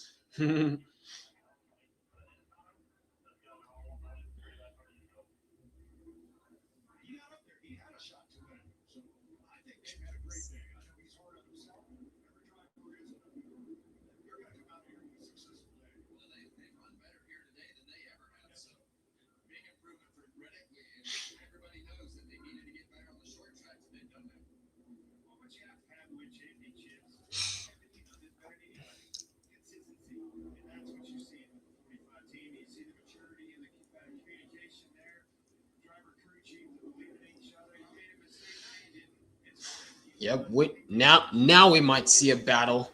It's gonna come down to a 1 mile sprint. It's gonna be 1 mile because Bristol is a half a mile, 2-lap sprint, overtime. Yep.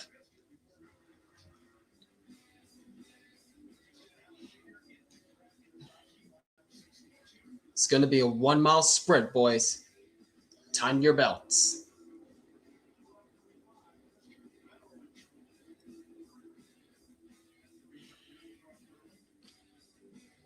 Yeah, this is better than last year's horsepower package in the spring. Yeah, definitely. This was miles better than last year's spring race.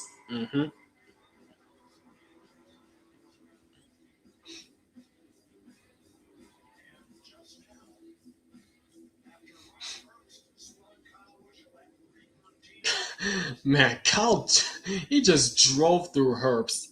That's pretty much payback for what Riley Herbst did, for what happened when Herbst spun out Kyle Busch.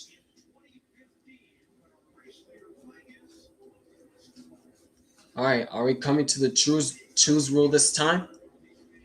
I think we're coming to the choose rule this time.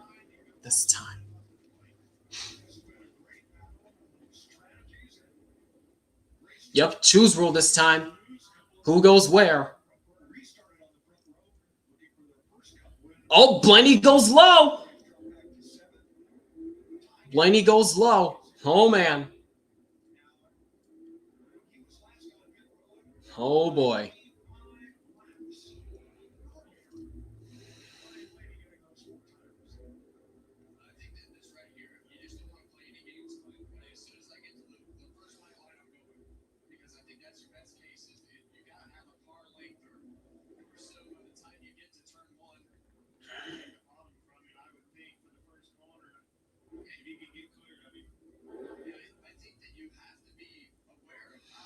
All right. Time your belts, folks. It's going to get crazy. Will Ty Gibbs finally get his first career win, or will it be someone else? 2-lap sprint to the finish. 1 mile of racing to go. Green, white checker. Here we go. That was dead even on the jump. Ty Gibbs trying to use the outside lane to his advantage. But Blaney's got the bottom lane rolling, but Gibbs clears him off turn 2. Stand by. White flag. 1 lap to go. Sponsored by Credit One Bank, and Blaney's right there. Side by side through turns 1 and 2. Gibbs tries to get the run off the corner. Here they come into turns 3 and 4. Blaney on the low side. Ty Gibbs up high. And it looks as though the wait is over, and Ty Gibbs gets his first career win at Bristol.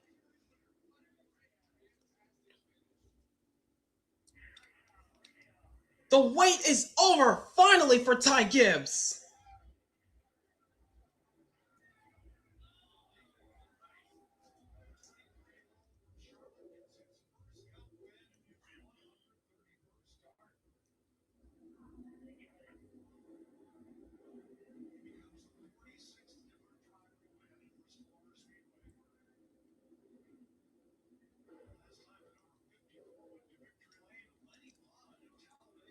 Wow. The wait is finally over for Ty Gibbs. After so many close calls and so many close finishes, came to a track where he's been very well at the past. Came to a track where he's ran really good in the past. And finally, the 23-year-old is finally a winner in the Cup Series. To Grandpa, I finally won! Well done, Ty! I'm so proud of you!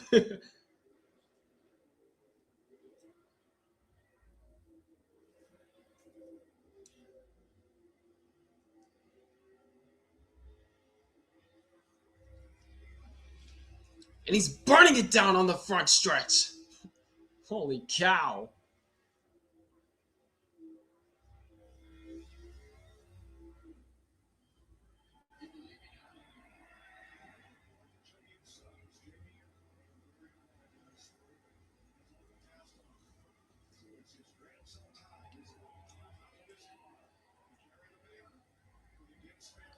And here he comes, climbing out of the car. He's finally a winner in the Cup Series. Oh!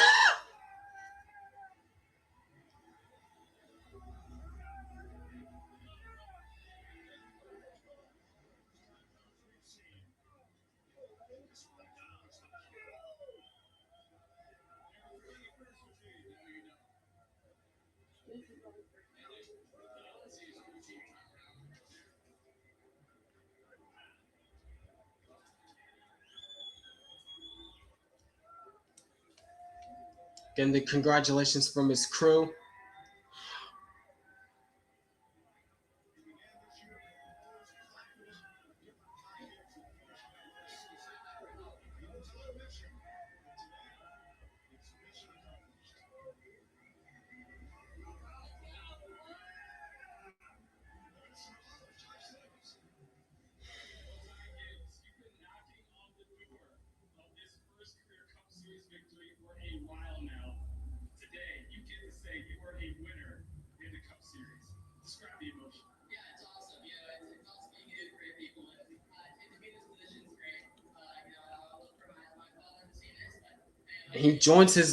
And he adds his name to the list of winners who got their first career win at Bristol. The last time a driver won his first career win at Bristol, Kurt Busch in 2002.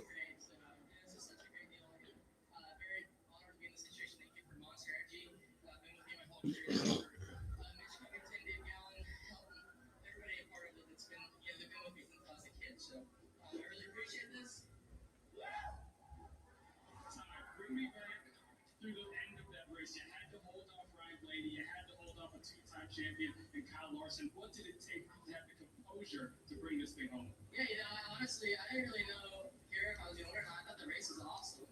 I thought we were all, us all put on the races was great. Kind of, I feel like it's been like us the whole year. So, I really appreciate always, racing friendly and Kyle, too, those guys always, run me really well. We all run really good together and hard. So, hopefully we put a great show for the fans. I really appreciate it. Thank you for Team 54 and everybody that took part in this whole deal. What a great day. Gets his first career. Oh my gosh.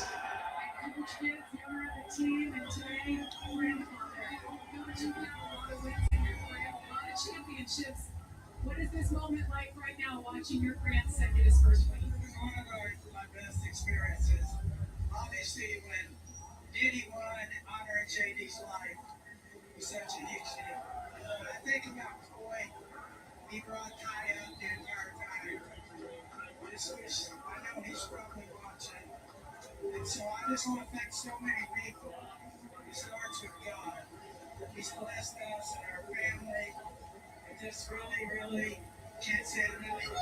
Hey, this is the man right here. I've never seen somebody work so hard in my life. Him and my mom.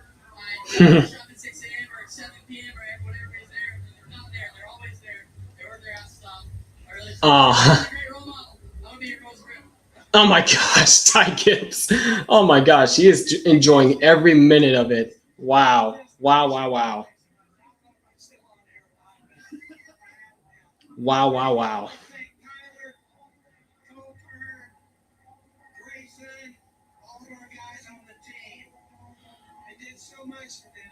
Everybody back at Joe Gibbs Racing, thank y'all so much for being able to, enjoy this. It's one of the great blessings I've had in life. All right, Coach, with that mic, send it over to Regan, okay? Okay, Rand, do something for a change. Oh my gosh, Joe Gibbs. Fantastic finish, Ryan. Just some great battle at the end of the race right there. And you know, talking, you said got a little loose one of the times you thought maybe you had opportunity. Anything that last straightaway checker you could have done different? Yeah, man. I mean, great battle for sure. You know, good battle all day. I thought it was a lot of different cars. Yeah, I mean, I got three. And Ryan Blaney, who had the better tires at the end when he pitted for 4 fresh ones, he got alongside the 54 on that last restart, but just couldn't finish the corner. Ty Gibbs was rolling that outside lane way better than how Blaney was doing. Unfortunately for Blaney, came up just 1 spot short. Yep.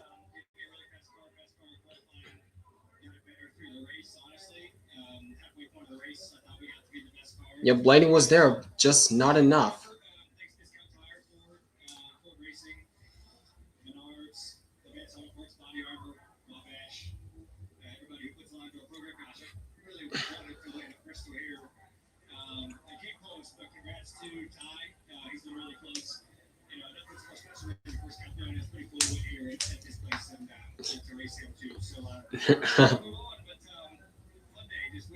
Wow. Oh my gosh. Wow. Yeah, let me see this finish again.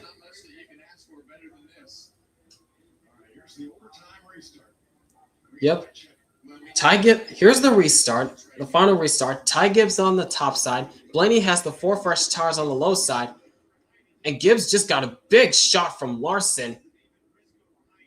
And Blaney was rolling the inside lane really well. But it was just the exits that he could not get going. He just could not get the power down on the exits.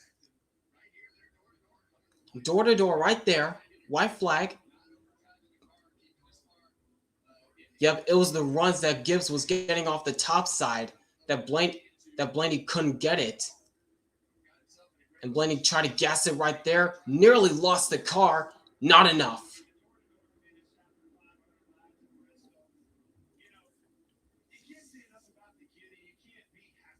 And Kyle Larson giving a congratulatory bump to the 54. Huh? Wait a minute. Wait, Ty Gibbs has his mom in the car? Oh my gosh.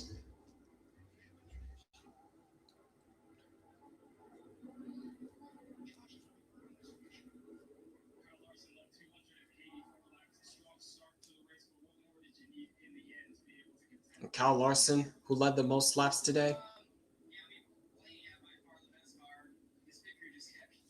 And Kyle Larson led 284 laps today. But once the run progressed on the long runs, it was the right rear. It was the right rear that he could not get the power down. It was the right rear that caused his car to slide all over the place as the run progressed. But still, a 3rd place finish. Led a lot of laps today. Overall, a good points day for Larson in the 5 bunch. Yep. Ty's story is well known. Lost his father, Coy Gibbs, in 2022, the day after he won the Xfinity Series championship. Yep.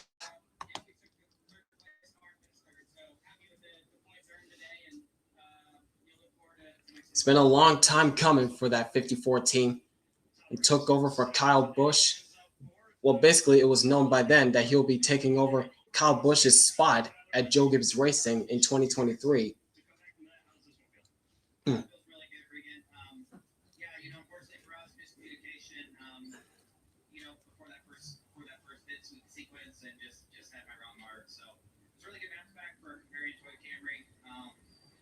Everybody on this 45 team did a really good job, and yeah, we had to fight for it all day long. You know, we had more speed this time around, which was great, but unfortunately, still kept fighting brake and steering issues along the way. So I guess for the meme recap, I guess you could do. I guess I'll be.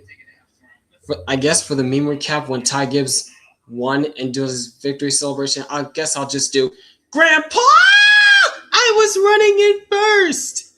I'll just do that. And Grandpa and I was running it first. I'll do that for the meme recap.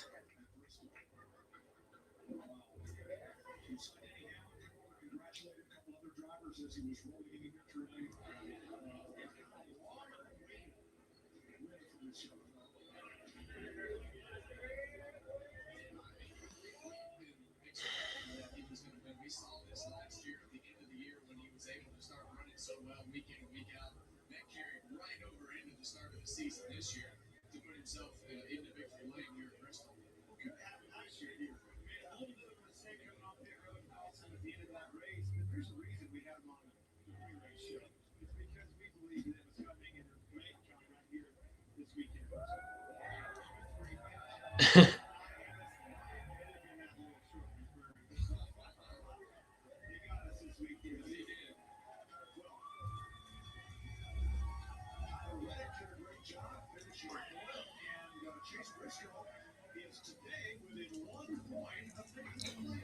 Man, but overall for this race, guys, let's hear what Chase Briscoe has to say.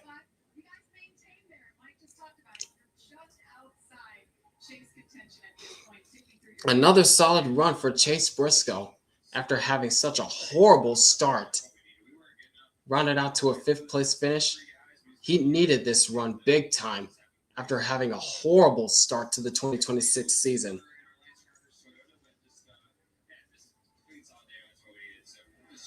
There's teammate Christopher Bell and Riley Herbst congratulating him.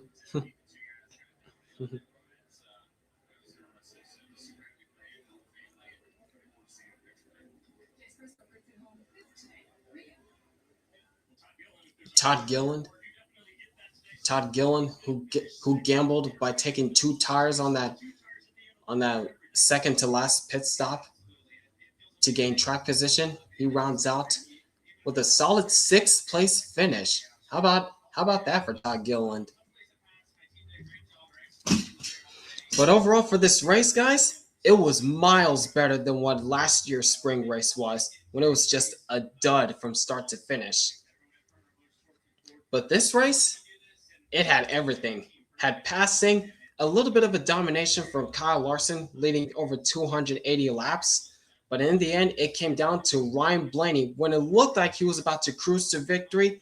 But the caution came out when Chase Elliott, it looked like he got loose in turns 1 and 2. His car stepped out and spun out. Did a very good job of keeping it off the wall.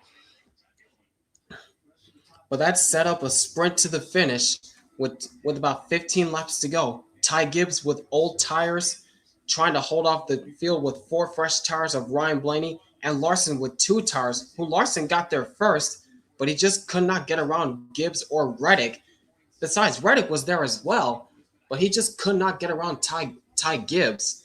That allowed Larson to get by him and Blaney to get by Larson. Then once the caution came out, setting up an overtime finish with Kyle Busch, kind of like getting revenge on Riley Herbst after what happened earlier that race. It came down to a 1-mile sprint, 2-lap dash to the finish, with Ryan Blaney on those 4 fresh tires and Gibbs on old tires. But the difference was Ryan Blaney just could not get the bottom lane rolling like he used to, and Ty Gibbs had the outside lane rolling to perfection, and he used this outside lane to his advantage.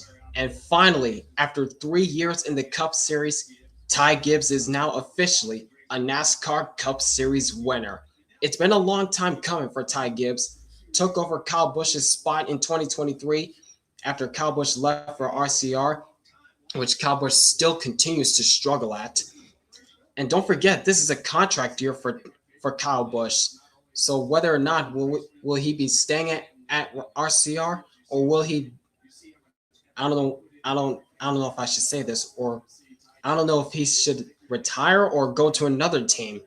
Everyone's been saying that he might go to Spire Motorsports in 2027, but I doubt that might happen. Nor do I see him going back to HMS, but we'll just see what happens down the road for Kyle Busch since he's in a contract year for RCR. But anyways, all the talk is about Ty Gibbs after so many close calls comes to a track where he's run very good in the past, especially in the fall race last year at Bristol when he was in contention to win, but a miscalculated pit error, probably for the final pit stop, cost him a shot. Now he comes to the spring race of this year, and finally, Ty Gibbs gets the Gladiator swords as he's now finally a winner in the NASCAR Cup Series. Congratulations to Ty Gibbs, first of many for that kid, the 23-year-old. The 23-year-old grandson of his car owner, Joe Gibbs. And that win, in my opinion, that win was for his father, Coy Gibbs, who was watching from above. Because a day after Ty Gibbs won the Xfinity Series Championship in 2022, Coy Gibbs passes away. So that was all for Coy Gibbs in Ty Gibbs' eyes. So he's going to enjoy every moment of it for sure. But as of right now, as for this race, it lived up to its moments. It had its moments. It had great racing overall. So for a rating of this race, it's a solid 8 out of 10 in my opinion. It had its moments, but the horsepower package and the lower downforce, it did its job for this race. So solid 8 out of 10 for me. What do you guys think? Let me know in the comments below. But anyways, congratulations to Ty Gibbs on finally getting his first career Cup Series win. Next week, they're off to America's Heartland in Kansas City, Kansas, for the Advent Health 400 at Kansas Speedway, the NASCAR Cup Series bread and butter track, one of the best mile-and-a-half tracks on the NASCAR circuit. So tune in next Sunday for NASCAR Cup Series reactions from Kansas Speedway. But as of right now, it's been your boy, Cito Brown. You all have a great rest of your weekend. And I'll catch you guys next Sunday for Advent Health live reactions from Kansas Speedway. But also, maybe IndyCar reactions as well from Long Beach, because they're on probably at the same time or maybe after the Cup Series race at Kansas. We'll see what happens next Sunday. Maybe just NASCAR Cup Series reactions only, but maybe a combo reactions for NASCAR and IndyCar all at the same time. Well, we'll see what happens next week. But anyways, I'll see you guys next Sunday for Kansas Speedway reactions, or maybe Kansas Speedway reactions and IndyCar reactions at the same time. But we'll see what happens. But anyways, make sure to leave a like, comment down below, and subscribe as well for more live streaming content like this. So until then, peace out, y'all.